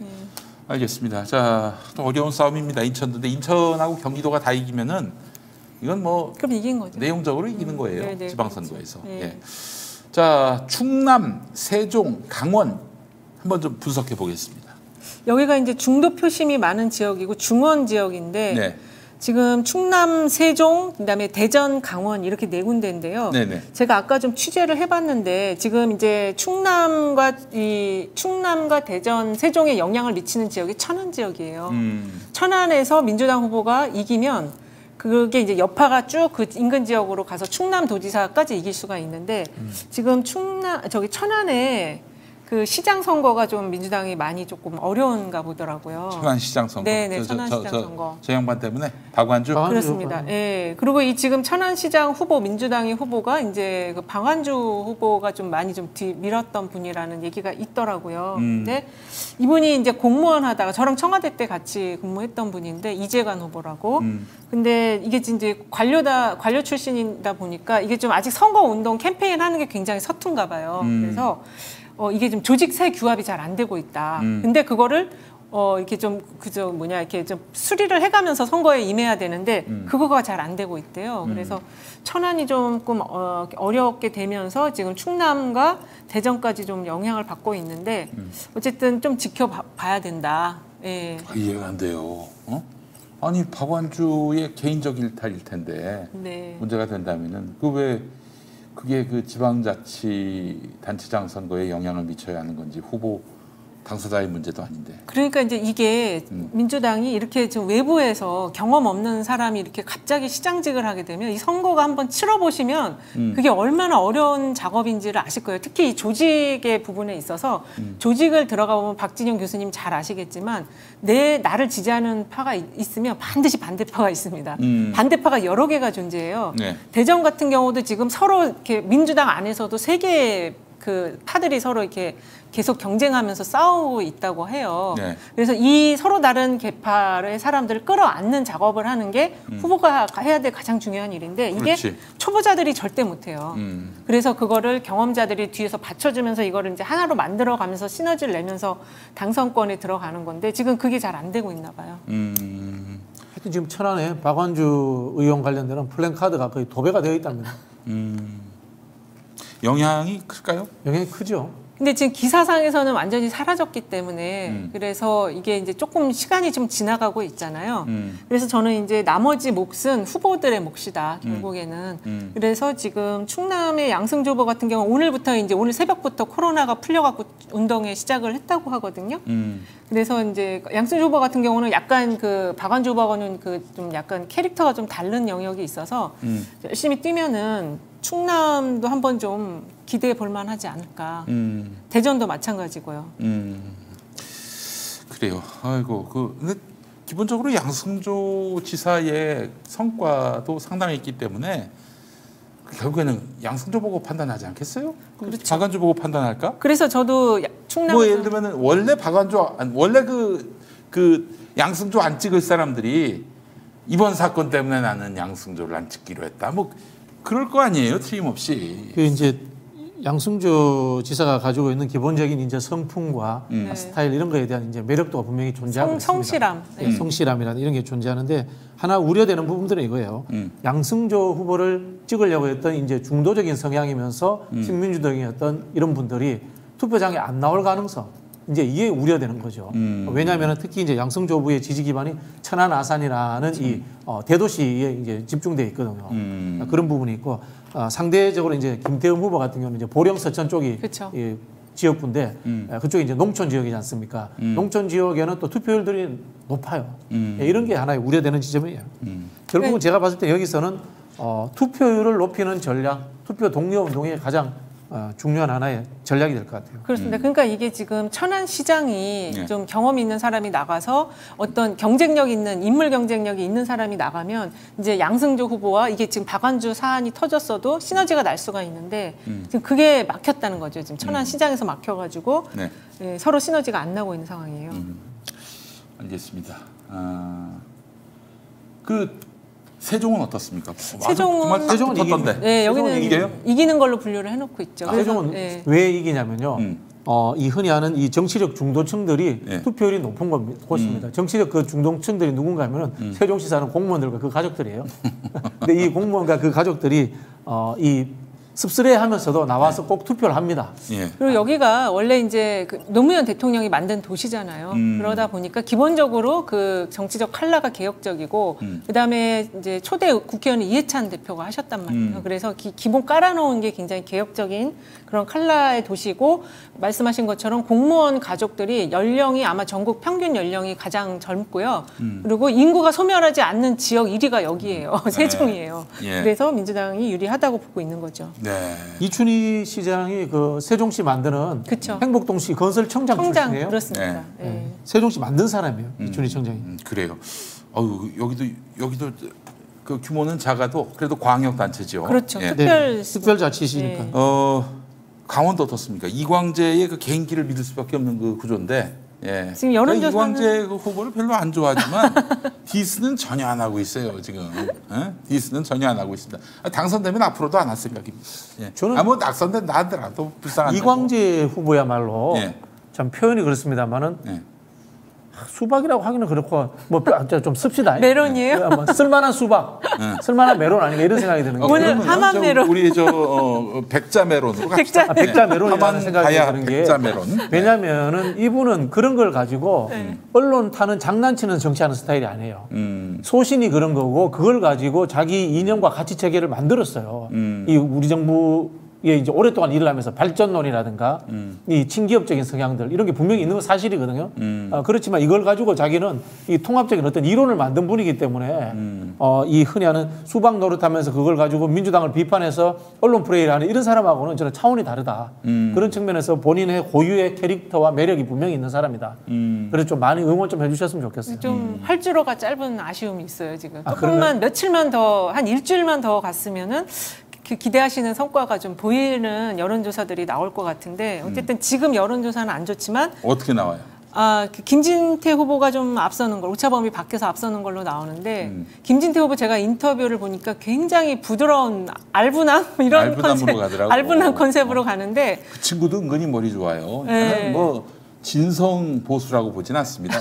그 사람이야말로 진짜 진보로 갈아타도 왔다 갔다 하는 심지어는 아예 그 정의당도 아니고 저 진보당 같은 정치 잘할 사람이야 그 사람.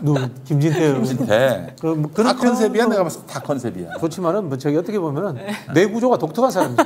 네. 보편적이지 않더라고요. 인플 경쟁력을 기대해야죠. 예. 상당히 지금 빠르게 올라오고 있다고는 하더라고요 지지율이. 네.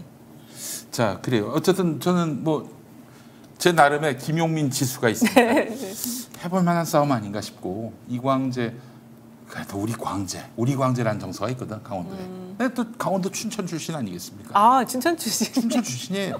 그 이광재 후보를 옛날에 강원도의 박정희라 그랬어요. 워낙 예산을 많이 갖다 줘가지고 예, 그런. 지금 그 이광재 후보가 춘천에 공을 엄청 들이고 있어요. 원주는 이제 좀 그 양반이 원주 사람이니까. 수성이 원주 고등학교 되니까 나왔죠. 춘천에 엄청 공을 들이고 있더라고요. 역대 그 민선 강원도지사 중에 춘천고 출신들이 뭐 그야말로 득세를 했습니다. 득세를 했어요. 김진선 지사도 그렇고 그다음에 전문순 지사도 그 엄기영 둘 다 춘천고 아닙니까? 춘천고 대 춘천고의 대결이고 아니면 뭐 아직 강릉고 원주고 이제 춘천고 네. 이런데 이번에는 춘천과 원주가 붙었어요. 근데 김진태가 춘천고 출신인가? 그렇겠죠. 그런가요? 그럼 뭐 어디 서울에 나왔거나.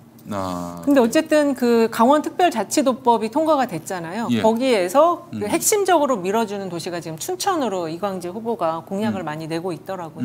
그래서 한번 좀 응원을 많이 보내줘야 될 지역 같습니다. 네. 아니야. 춘천고 아니야. 그럼 잘 됐네 그러면. 춘천 성수고등학교라고. 평준화되고 난 이후에 나왔구나. 다른 학교네요. 뭐 좋은 학교예요. 제 사촌 형도 거기 그 학교 나왔는데 재밌는 또 아주 훌륭한. 우리 저기 김 PD님이 춘천에 저기 전화 좀 하시죠. 네? 춘천에. 예. 춘천에. 이광재 의원에 대한 오해를 우리가 없애야 되는데요. 저는 뭐 조홍천 의원 제가 웬만해서 비판 안 하거든요. 왜냐하면 조홍천 의원은 지금 하는 저런 역할 하라고 데리고 온 거예요. 원래 그 사람 보수적인지 알잖아요, 그죠? 예, 그래서 이제 데리고 온 거기 때문에 그 사람의 역할이 있는 거거든요. 이광재 의원도 이광재라는 정치인의 고유의 역할이 있는 거예요. 아, 그럼요. 예. 하여튼 뭐 당선되면은 뭐 만만세입니다. 예. 우리 광제가 꼭 잘 될 수 있었으면 좋겠고 대전이 좀 대전이 아까도 말씀드렸다시피 그 이정우 후보인가 그 상대 쪽의 후보가 너무 좀 약간 함량 미달이래요. 근데 지금 이렇게 초박빙 나오는 초박빙 열세가 나오는 결과들이 나오는 거는 그 대전 안에 맹주들이 민주당의 맹주가 3명이 있는데 이 세 분이 잘 화합을 안 되나 봐. 누구예요? 자, 네? 이상민, 박범계 그다음에 박병석. 권선택. 아, 권선택. 네, 시장했던 권선택 시장 그 조직이 또 상당히 있답니다. 근데 지금 그 권 시장님 라인과 권 라인과 지금 박 라인과 이 라인이 지금 잘 서로 소통이 잘 안 된대요. 여기가 소통만 되면 이길 수 있다. 네. 대전이 이제 부산도 이제 인구가 많이 줄었습니다만은 특광역시 중에 인구가 주는 도시예요. 대전 인구가 주는 이유 중에 하나가 젊은 분들이 빠져나가. 세종하고 오송으로 맞아, 오송, 이주를 오송. 좀 많이 했어요. 네. 그래서 이 세 개의 그 좀 개파들이 손을 빨리 잡고 이제 우리 나눠 먹자. 심층 조사를 하셨나요? 네.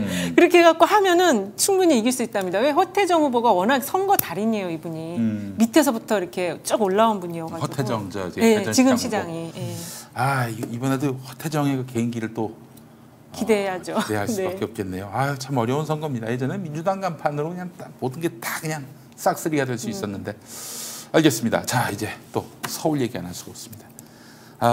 뭐 박원순 시장 나올 때는 서울은 그냥 그렇죠. 어렵지 않게 이길 수 있는 곳이었는데 그렇죠. 우리 서울이었는데 그러니까요. 우리의 서울이었는데 어떻게 이렇게 어려운 도시가 됐는지 모르겠습니다. 그러게요. 지금 상당히 격차가 좀 벌어지는 양상으로 가고 있는데 좁혀지는 양상입니까? 좁혀지는 게 아니고 벌어지는 양상인데 벌어지는 양상이에요. 얼마 전에 그 송영길보가 그런 얘기했어요. 자기가 계산을 해봤는데 투표율이 한 60% 되고 지금 자기 지지율 35%, 이 35%가 다 그대로 나간다면은 그러면은 이긴다고. 네. 근데 이건 진짜 만화 같은 얘기고.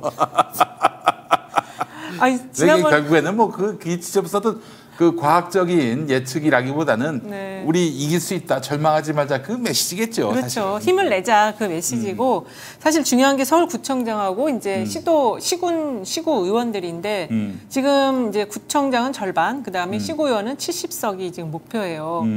근데 이제 여기를 꼭 지켜야 되는데 지금 아주 힘겨워 보입니다. 서울 같은 경우. 지금 최근에 한미 정상회담 이후에 격차가 좀 더 벌어지고 있다라는 얘기들이 계속 나오더라고요. 저는 이 구청장 수도 중요하지만은 네. 그 서울시 의원은 얼마나 건질 수 있어요? 시원이 절반은 106명이요. 네, 110명. 110명이니까 예. 50명, 60명 건져야 되는데 아니 56명이 과반인데요. 56명 넘어가면은 TBS를 그렇죠. 지킬 수 있습니다. 네. 예. 그러나 56명 미만 혹은 뭐 현저히 미만 그러면 이제 그 오세훈 거가 되는 거야 TBS는. 그리고 이제 그 서울시장 선거와 구청장 시의원 선거는 좀 다를 수 있는 게요. 국민의힘이 서울시에서 표가 많이 나오는 이유는 강남 3구에서 7대 3으로 나와버립니다. 그렇죠. 아 그렇죠. 나머지 지역구에서는 민주당은 어떻게 얘기냐면 55대 45나 뭐 3대 47 이런 식으로 조금 이기거든요. 그러다 보니까 구청장 수에서는 그 생각하는 것보다는 조금 선전할 수도 있다고 봐요. 시의원 숫자가. 그렇지. 어쨌든 뭐 한 표라도 더 많이 받는. 지는 곳에서는 확 져버리고 이기는 곳에서는 조금 이겨서라도 당선되면 그게 유리하잖아요. 예. 그럼에도 불구하고 지금 만만치 않다고 보는데 저는 흔히 아는 이 민주당이 우세하던 신도시 지역들이 넘어갈 가능성이 많다고 봐요. 예컨대. 예컨대 마용성? 강동, 아 저기 마서 그치 강서가 뭐 이런 마포 이런 데는 원래 중립적으로 제일 먼저 넘어가는데요. 마포 그러니까 영등포는 제일 먼저 넘어가는 곳이고 그 여기죠 금강구 옆에 동네들 그 뭐 강서나 영등포나 이런 데가 넘어갈 가능성이 있죠. 그리고 이제 절대 웬만해서는 안 넘어가는 곳이 구도심인데 민주당 강세죠. 그렇죠. 금천, 성북, 구로, 네, 문평 성북이나 뭐 이런 데는 잘 안 넘어가요. 강북이나 이런데. 네. 그건 뭐냐면 조직이 먹히기 때문에 그런 거거든요. 25개 구 중에서 한 얼마나 가능할까요? 지난번에는 한 개 빼놓고 다 이겼어. 지난번에 2018년에는. 저는 뭐 한 8개에서 10개 정도 저도 한 10개 정도 보수적으로 보고 그렇게 있어요. 봅니다. 10개? 네. 아이고 참. 그 근데- 나머지는 다 저쪽으로 넘어가는 건데. 그렇죠. 근데 지금 어쨌든 서울 시내 정당 지지율이 민주당이 한 35면 저쪽이 한 50 나와요. 그래서 좀 이제 좀 어렵게 보는 거죠. 이건 대선 때도 우리가 한 뭐 몇 프로 졌잖아요. 그거 되면서 이미 이 지지율 문제가 제법 고차가 됐다고 봐요. 네. 근데 사실 이게 지금 그 윤석열 정부의 지지율 이게 50%가 지금 높은 게 아닙니다. 근데 이걸 지금 우리가 자꾸 높다고 얘기를 할 수밖에 없는 게 민주당 지지율이 좀 많이 빠져서 그런 거고요. 빠졌는데 이게 지금 무당파층으로 많이 가 있어요. 무당층이 많이 늘었더라고요. 투표를 안 하는 거죠. 무당파층이 그러니까요. 그래서 그걸 끌어들여야 돼요. 그러니까 이제 진성 지지자들 이 사람들하고 중도를 끊임없이 갈라치기 하는 레거시 미디어의 공작이 문재인 정부 중반 때부터 이어졌었어요. 그러니까 쟤네들은 강성 지지자들 말만 들으면 민주당 망한다라고 거꾸로 얘기하는 거지. 그러니까 결국에는 민주당 승리의 동력이 되는 이분들을 별종으로 그리고 당에 별 도움이 안 되는 존재로 계속 레거시 미디어들이 그렇게 세뇌를 시키다 보니까 박지원 따위의 이런 친구들이 그거에 이제 말하자면 동화가 돼가지고 이 사람들이 우리 당 발전에 저해 요인이 된다라고 판단을 해가지고 계속 그분들을 물먹이는 일들을 계속하고 있단 말이에요. 그러면은 그분들한테 물 뿌려가지고 식어버리면은 그렇죠. 선거 어떻게 이깁니까? 그렇죠. 무슨 소리야 그게? 그러니까 진짜 박지원 비대위원장이 좀 말 좀 안 했으면 좋겠어. 오늘 지금 또 흔들어놨어요 지금 열받게. 네. 하여튼 알겠습니다. 그 서울구청장 부분 10개 정도. 참 이게 너무 힘들어요. 지금 이제 마용성 이런 데는 그래도 민주당이 마포 같은 데는 이겼던 지역인데 어렵다는 거죠. 강서라든지. 마포도 어렵습니까? 마포도 어렵죠. 이게 지금은 서울시 같은 경우에는 송영길 후보에 대해서 이제 부정적인 게 많습니다. 그럼에도 불구하고 저는 송영길 후보한테 마이크를 줘야 된다고 봐요. 메인 마이크를 줘야지만이 어느 정도 민주당 지지층을 결집시킬 수 있고 구청장이라든가 시의원이라도 많이 당선시킬 수 있기 때문에 그게 어쩔 수 없는 현실이라고 봅니다. 근데 지금 지난번에 서울시장 토론해 보니까 오세훈 시장이 그 후보가 전략을 잘 쓴 게, 그러니까는 이제 인천에서 시정을 못했다. 이걸 갖고 자꾸 얘기를 이제 깐족거린다 그래야 되나? 심기를 계속 건드리더라고요. 그러니까 송영길 후보가 인천에서 잘한 거를 계속 얘기를 해요. 서울시장 후보 토론인지 인천시장 후보 토론인지 진짜 모를 정도로 막 그렇게 막 화가 나갖고 얘기를 하시던데 그런데 넘어가시면 안 된다. 무조건 서울에 집중해서 서울 얘기만 하셔야 된다. 그렇지. 네. 인천에서 왔잖니. 이게 전략이야 이것도. 그 전략이에요. 거기 자꾸 넘어가시더라고요. 오세훈의 전략은 이거예요. 네. 이제 송영길 원재론 왜 왔느냐. 그다음에 이제 무쟁점 전략. 이게 이제 지금 서울시장 선거가 이슈에서 완전히 사라져 버렸어요. 없어요. 근데 이거를 서울시장 선거를 다시 이슈화 시키는 게 송영길 후보의 전략이어야 되고 당은 지금 솔직히 당 내부의 분위기를 보니까요. 송영길 후보가 쉽지 않을 듯 하니까 이 서울시장 선거를 좀 이렇게 회피하는 경향이 있는 것 같아요. 근데 이 구청장 문제가 있기 때문에 저는 그럼에도 불구하고 송영길 시장을 메인 마이크 앞에 앉혀줘야 돼요. 아이고 저기 구청이 그 사수돼야 합니다. 구청이 그렇죠. 이렇게 또 포기할 성질의 그런 선거구가 아니에요. 이게 구청 뺏기면 다음 총선이 어려워져. 그렇지. 지역 정치 기반이 허물어지게 되는 거예요. 그렇죠. 그러니까 지금 이 서울의 지역구 국회의원들 최선을 다하고 있나 모르겠어요. 국회의원들이 정말 최선을 다해야 되는데 별로 움직임이 좀 둔하다고 할까? 그러니까 이제 이게 송영길 바람으로 이 구청장들이 또 그런 어떤 여파를 입고 도움을 얻어가지고 이렇게 해서 전반적으로 선거 분위기를 무르익게 만들어야 하는데 송영길이 어렵다고 판단하니까 그냥 자기 구에만 머물고 있는 것 같다는 느낌도 들고 송영길 캠프에 나타나질 않는다는 아니 그러니까 자기 구만 잘 지켜도 라꾸라꾸 침대 하나 갖다 놓고 이게 이제 선거판을 보시면은 그 안에서 뭔가 문제가 막 되게 많거든요. 그걸 정리를 해주는 사람이 항상 있어야 돼요. 뭔가 이게 빨리 의사결정을 해주고 없는 거 갖다 주고 채워주고 메꿔주고 이 역할을 국회의원이 하는 게 제일 빠르거든요. 그러니까 자기 지역에 딱 그 사무실에 책상 옆에 앉아가지고 계속 그거를 체크해가지고 잘 돌아가기만 해줘도 이길 수 있는데 지금 그거를 하는지 모르겠어요. 구별로 이긴다는 선거는 서울시에서 존재하지 않습니다. 제가 2014년도에 그 담당자여가지고 그 당시에 이제 우리 민주당 단체장들 인지도 조사를 해봤거든요. 삼선 민주당 구청장이 인지도가 몇 프로 나오는지 아세요? 30% 정도. 30 몇 프로밖에 안 나옵니다. 삼선 구청장이 서울에서는. 왜냐하면 서울에는 인구 이동이 많습니다. 전세라든가 이런 것도 4년마다 인구 이동이 많기 때문에 그렇게밖에 안 나오고 근데 그 당시 이재명 성남시당이 90% 나오더라고요. 군포시장이 93% 나오고 시구는요 단체장을 하면 인지도가 엄청나게 높게 나옵니다. 근데 네. 구청장 인지도는 얼마 안 나와요. 그 이야기 뭐냐면 서울은 한 선거구라는 뜻이에요.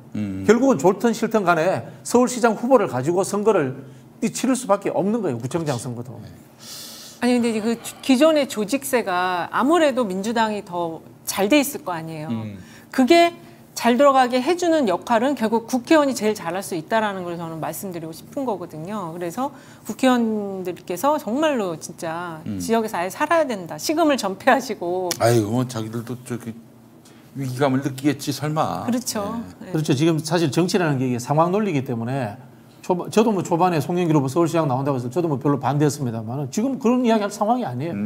지금은 그마저라도 최대한 활용해가지고 네. 최대치를 끌어내는 그렇죠. 게 지금의 그 전략일 수밖에 없습니다. 예, 하여튼 남은 기간 동안에 더 이상 변수가 되지 않기 위해서 악재가 되지 않기 위해서 박지현은 좀 입을 닫고 있어야 되고요. 우리 지지층들이 그래 뭐 그렇다 하더라도 결국 이번에도 지게 만들면은 이거 정말 큰일 나지 않겠는가 이렇게 회복할 수 있게끔 다음 총선을 진다. 회복될 만하면은 뻘소리를 해가지고 그래, 아이, 그래 알았어 투표 안 할게 그럼 될 거 아니야 이런 마음을 자꾸 이제 자극시키면 안 된다는 거예요. 그렇죠. 예. 다음 총선을 집니다. 이번 지선을 치면. 네.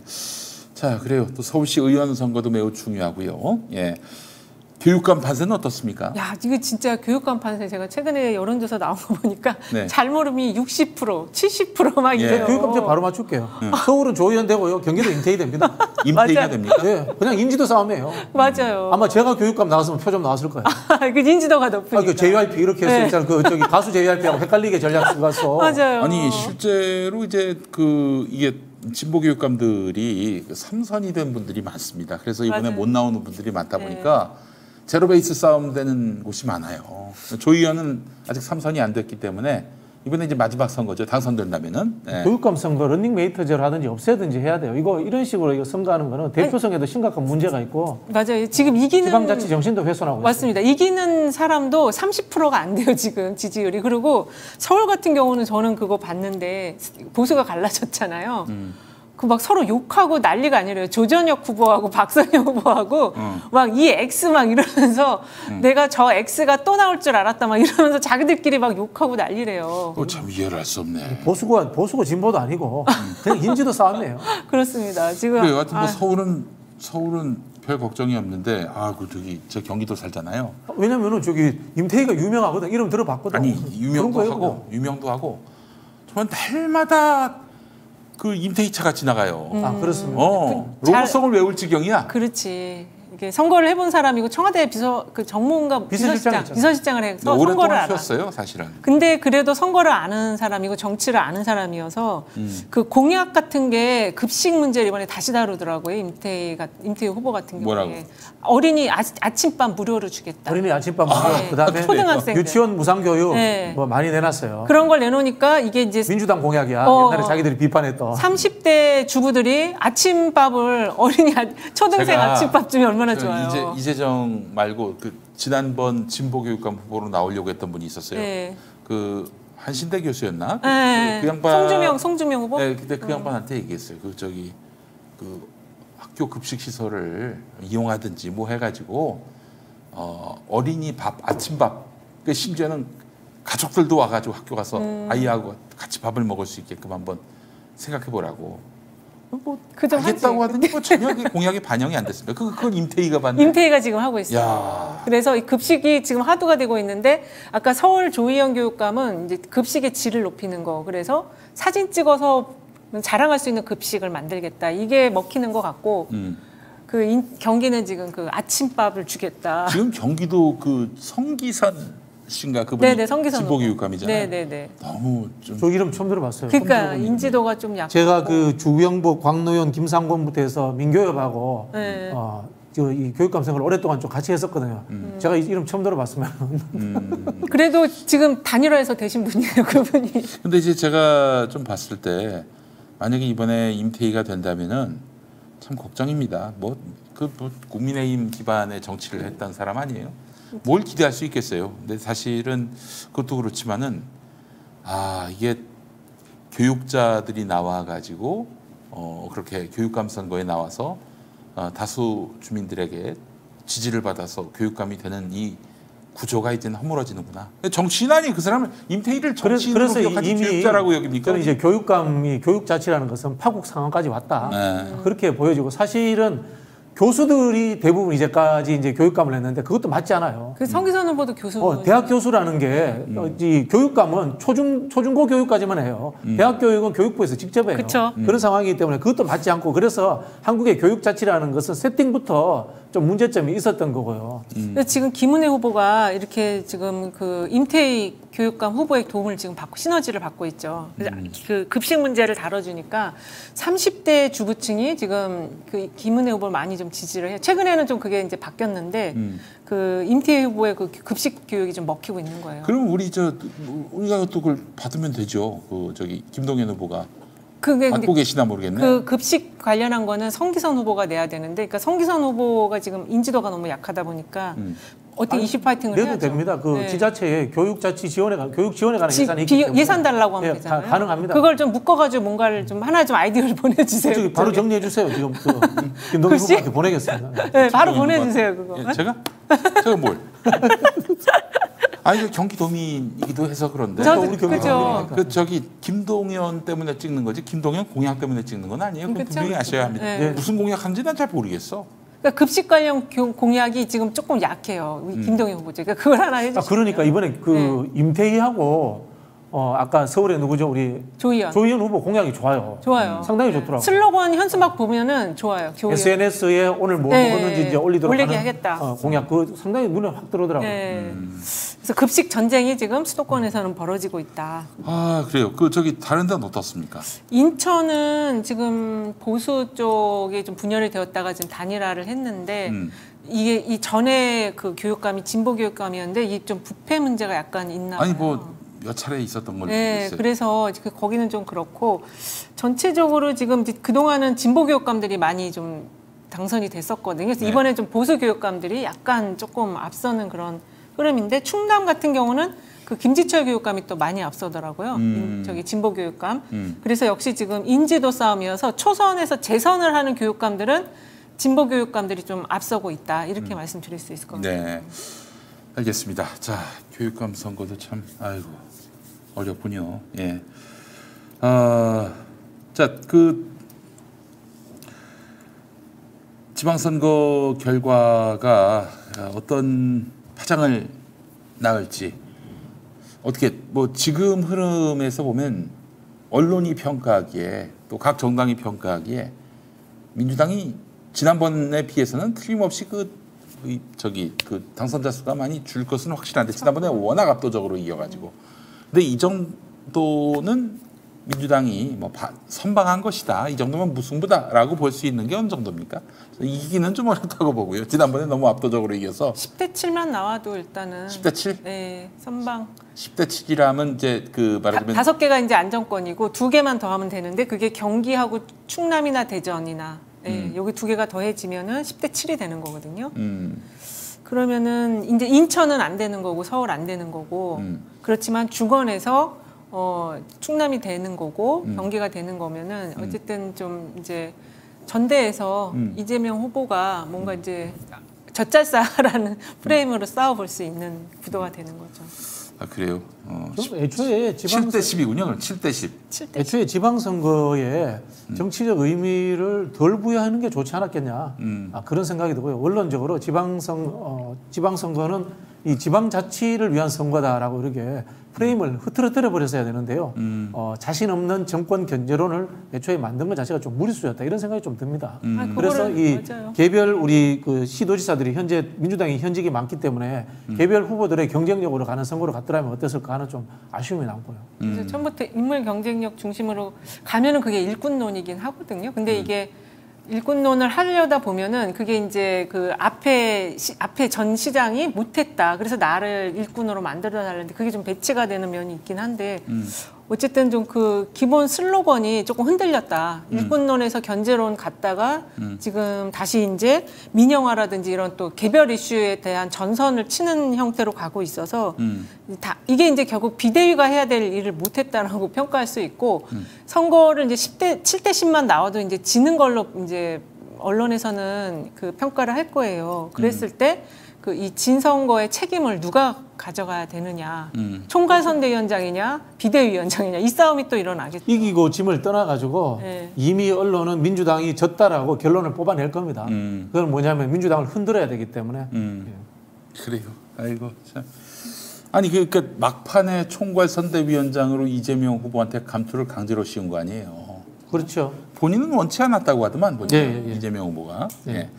아니, 그러면은 책임을 우리가 다 뒤집어쓸 수 없으니 당신이 그 책임을 지시오 이러면서 감투 씌운 거 아닙니까? 이거 마치 가시멜 유관을 예수한테 씌우는 격이에요. 이렇게 얘기하면 또 뭐 이재명이 예수다 또 이런 식으로 만들려고 하는 사람들이 있을지는 모르겠습니다만 전혀 그런 거 아니고. 예. 이제 뭐 그거죠. 개항에 공천 줄 테니 총괄선대위원장 돼서요. 모든 선거에 대한 책임도 져. 이렇게 이제 덮어 씌운 거죠. 아, 참 나쁜 사람들입니다. 뭐 특히 정치를 이렇게 좀 선량하게 해야 하지 않겠는가라는 생각은 안 드나 몰라요. 이 사람들은. 어? 선량한 정치가 있던가요? 선량한 정치는 없죠, 사실은. 알겠습니다. 아이고, 자, 저 한덕수 총리 인준은 누가 한 거예요, 도대체? 아니 뭐 저 박홍근 원내대표는 안 한다, 인준 안 해준다 이랬는데 회의 들어갔다 나오니까 또 인준 해주는 걸로 결론이 났어요. 실제로 박홍근 원내대표는 굉장히 밀어붙이려고 했대요. 밀어붙이려고 했고 사전에 의원들한테 이 여론조사를 한번 해보니까 이 반대 여론이 높았답니다. 높았는데 의총 들어갔는데 이 반대 여론을 주장하는 의원들은 5명이 발언하고 찬성하는 의원이 12명이 발언을 했대요. 제가 못 찾겠더라고. 이야기를 안 해주더라고. 저도 이제 강성 그걸로 찍혀가지고 네. 이야기를 안 해주던데 그 의원들이 주도하면서 분위기가 좀 뒤집어졌답니다. 아마 이제 그게 강성은 그 수박들이겠죠. 그러니까는 그 송영길 시장이 와서 얘기를 했다는 것처럼 들렸는데 이재명 후보도 나중에 그렇게 얘기를 했고 그래서 이제 지방선거가 너무 지금 어려우니까 통과를 시켜달라고. 아니 그렇게 하면은 한덕수 인준해주면은 뭐 민주당 안 찍을 사람들이 찍어줍니까? 그러니까 이제 그게 모든 게 지금 타이밍이 다 늦어져가지고 이렇게 하나 저렇게 하나 지금 그 뒤에 어쨌든 또 정상회담이 있었기 때문에 이게 정상회담 컨벤션은 뭐 이미 예측이 되던 부분이어서 그래서 이래나 저래나 결과는 똑같았을 것 같아요. 근데 어쨌든 그 기초광역 의원들 뛰는 거에 보탬을 주겠다라는 취지로 아마 통과시켜준 것 같은데 어쨌든 타이밍을 참 못 잡는 것 같아요. 민주당 지금. 그렇죠. 이 전략적 판단을 미쓴 게요. 자, 투표율이 높아져서 중도층을 잡을 것이냐 아니면 투표율이 낮아진다는 가정하에서 핵심 지지층 불러내기를 할 것이냐 여기에 대해서 전략은 선택을 하는 거거든요. 둘 다를 가질 수가 없는 겁니다. 네. 거기에서 이제 우왕좌왕한 거다. 저는 이렇게 보이고요. 결국은 한동훈 인사청문회를 잘 하지 못함으로써 우리 지지층 중에 지지 고리가 약한 사람들, 이 사람들이 이탈하는 상황에 대해서 흔히 하는 말로 자신감을 상실한 거예요. 그러다 보니까 이제 책임 방기인 거죠. 그러다 보니까 이 한덕수 이 총리에 대해서 강력한 반대라든가 또는 뭐 시원하게 찬성해 줄게 이것도 아니고 어영부영 넘어가는 상황들 이게 저는 만들어졌다 이렇게 보여지고요. 이 상황은 결국은 중도도 잃고 핵심 지지층도 잃는 개도 구럭도 다 잃는 상황으로 가고 있다. 저는 그렇게 보여집니다. 야, 그러니까 나는 대선 이후에 비대위 당원들의 한 표도 받지 않은 사람들을 비대위원장으로 세우는 이 구조 자체부터가 불행의 그 시작이었다고 생각을 합니다. 아니 어려울 때일수록 돌아가고 네. 그렇게 해서 당원들의 지지와 또 성원을 받는 비대위를 출범시키든지 아니면 전당대회를 조기에 앞당겨서 시행하든지 그렇게 해서 전열을 재정비해야 되는데 아니 비대위 체제로 가더니 뭐 정치 경험이 1도 없는 사람을 갑자기 그 자리에 갖다 앉히더니 자기 당원들한테 그 총질을 하는 이런 상황도 지금 방치하고 있고요. 완전히 아수라판도 이런 아수라판이 없습니다. 그렇습니다. 이게 지금 민주당 안에서 이제 새로운 리더십이 나와야 되는데 제가 볼 때 그거는 나하고 좀 생각이 다른 반대편이 이제 항상 있잖아요. 정치 현장이니까. 근데 그 민주당 안에서 나와 다른 지역 안에서라든지 나와 다른 생각을 가진 사람들을 어떻게 하면은 같이 협치를 할 것인가. 이 소협치라고 그래야 될까요? 그거를 할 수 있는 그 어떤 소통의 틀 같은 거를 만들어야 될 것 같아요. 이거 지금 제가 보면은 당 안에서 서로 죽여요. 그러니까는 정말 지금 이 결사적으로 이재명 후보를 끌어내려야 되겠다라는 당내 인사들 우리가 수박이라고 부르는 상황인 거잖아요. 네네. 이게 어떻게든지 뭐 타협을 하든지 협치를 둘이서 하든지 해서 이런 상황이 계속 이렇게 서로를 미워하는 정치가 바뀌는 게 그 리더십이 없는 거야. 그 리더십이 만들어져야 돼요. 예전에 리더십을 유보시켜놓고 그래놓고 무슨 선거에서 이길 생각을 해. 아니 그렇습니다. 전쟁에서 장수가 없어서야 이게 그 전쟁이 됩니까? 그러고서는 이제 그 리더십이 없으니까 위기가 닥치면 엉뚱 생뚱한 사람을 갖다가 방패막이로 세워놔요. 박지원처럼. 그렇지. 그러고 나서 박지원 두들겨 맞고 나면 또 버려요, 그냥. 버려. 네. 이런 정치가 이 문화가 정말로 이제 그만 끝을 내야 되고 사실 천안 같은 데나 아까 대전 같은 데도 민주당 지지층이 똘똘 뭉친다면 이길 수 있거든요. 그러니까 그 해법을 국민의힘이 만약에 찾는다면 국민의힘은 이랬을 겁니다. 국민의힘은 얼마나 그런 일들이 많아요. 성누리당의 그 전통을 또 이어받는 그 당은요 그렇게 제명하고 끝 사과도 안 해. 그래놓고 누가 뭐라고 그러면은 아니 제명했지 않습니까? 그리고 나중에 한참 지나면 또 다시 복당을 시키고 네. 얘들이 그러거든. 근데 제명을 해놓고 네. 그냥 뭐 한 차례 두 차례 세 차례 사람들이 혹시나 잊을까봐 계속 사과를 해. 박지원이가. 뭐 이게 한 순간 문제는 아니고요. 세대적 특징이기 때문에. 아니 그 박원주의 개인적 일탈이지 그걸 어떻게 무슨 당의 구조적인 문제입니까? 당의 구조적인 문제라고 얘기하는 박지원이야말로 이 당을 성추행당으로 만들려고 하는 그런 의도가 있지 않고서는 할 수가 없는 거예요. 아예 그냥 뭐 그런 개념조차 없는 좀 아둔한 인간이든지 둘 중에 하나죠. 뭐 안 그렇습니까? 아니, 당을 위할 생각을 안 해 이 인간은. 이제 철학이 없으니까 그런. 철학이 없어 철학이. 그 제가 예를 한번 들어볼게요. 추미애 대표, 이해찬 대표 때 선거에서 이겼습니다. 자, 추미애 대표, 이해찬 대표 소통 잘하는 사람 아닙니다. 그다음에 흔히 하는 말로 융통성이 있어가 다른 사람들 뭐 잘 포옹하나 그렇지도 않습니다. 나쁘게 이야기하면 꼰대 리더십이에요, 두 사람 다. 그렇지. 꼰대 리더십인데 소신과 하는 자기 이 살아온 경험 속에서의 투쟁심이 분명한 사람들이에요. 네. 자기 철학이 분명한 사람들이에요. 그런데 그 뒤에 이낙연 대표가 됐습니다. 이낙연 대표 소통 잘합니다. 통합적입니다. 근데 소신이 있는지 없는지 잘 모르겠어요. 이 동지. 소신이 있는지 없는지 모르겠어요. 정치를 소신으로 한 사람이 아닙니다, 이분. 솔직히 말씀드리면은. 그렇지. 그다음에 이제 송영길 대표. 긴가민가해요. 486으로서의 소신이 분명히 존재합니다. 그러나 이제 이 경험이라든가 이런 것들은 좀 부족할 수 있습니다. 그다음 현재 비대위입니다. 소신도 없고 경험도 없고 이제 이렇게 흘러가는 거예요. 그래 결국은 뭐냐면은 이 민주당의 지도자의 이 여력 자체가 철학의 부재와 경험의 부족으로 이렇게 흐름으로 이렇게 흘러가고 있어요. 지금 향후에 지도자급에 들어와야 될 사람들 한번 보시자고요. 뭐 예를 들면 박주민 의원도 있을 수 있고요. 네. 뭐 여러 사람들이 있을 수 있습니다. 철학으로 저 사람이 종합적인 이 우리 사회가 어떤 방향으로 흘러가야 된다는 것을 구상하고 있는 사람인가? 잘 모르겠어요. 검찰 개혁은 이해해 주겠는데. 그리고 또 그렇다고 해서 그러면 또 경험은 풍부한가? 민주화 운동 경험이라든가 정당의 경험은 풍부한가? 그것도 잘 모르겠어요. 이런 세대로 지금 흘러가고 있는 거예요, 지금. 그러니까 지금 보니까 이 정치판이 진짜 육룡이 나르샤 같은 그런 그 고려 말에서 조선 초에 서로 막 그 서로 사색당파를 넘어선 무리가 무리를 죽이고 그럼 또 다른 무리가 또 이 무리를 죽이고 그런 지금 모습이 당내에 이제 점점 보여지고 있다. 근데 사실 그때는 그래도 나는 뭐 고려 사람이다. 나는 조선 사람. 이게 그렇죠. 정체성이 분명히 드러났는데 지금 민주당은 정체성을 안 드러내고 지금 싸우니까 더 문제인 것 같아요. 그래서 저는 천안 같은 경우도 이 공천 그 지역의 사람들 이야기를 들어보면 천안시장 공천부터 이게 지금 잘못됐다. 여러 세력이 있었는데 공천하는 과정에서 특정 인물에 대해서 공천을 하면서 제 세력을 다 배제를 시키다 보니까 결집이 지금 안 된다. 이렇게 얘기를 하더라고요. 그래서 그거를 만들어내는 리더십이 지금 이제 다음 전대에서 그 리더십을 누가 이제 차고 나와서 할 거냐. 이게 지금 과제죠. 전대의 과제. 지금 뭐 철험이나 이런 분들이 좀 공부도 하시고 토론하고 이렇게 해서 좀 많이 발전했으면 좋겠어요. 이분들은 사실은 검찰개혁 전문가잖아요. 전문가 맞아요. 근데 인청을 그렇게 해요? 정당의 리더십이라는 것은 네. 보편적 개혁이어야 되거든.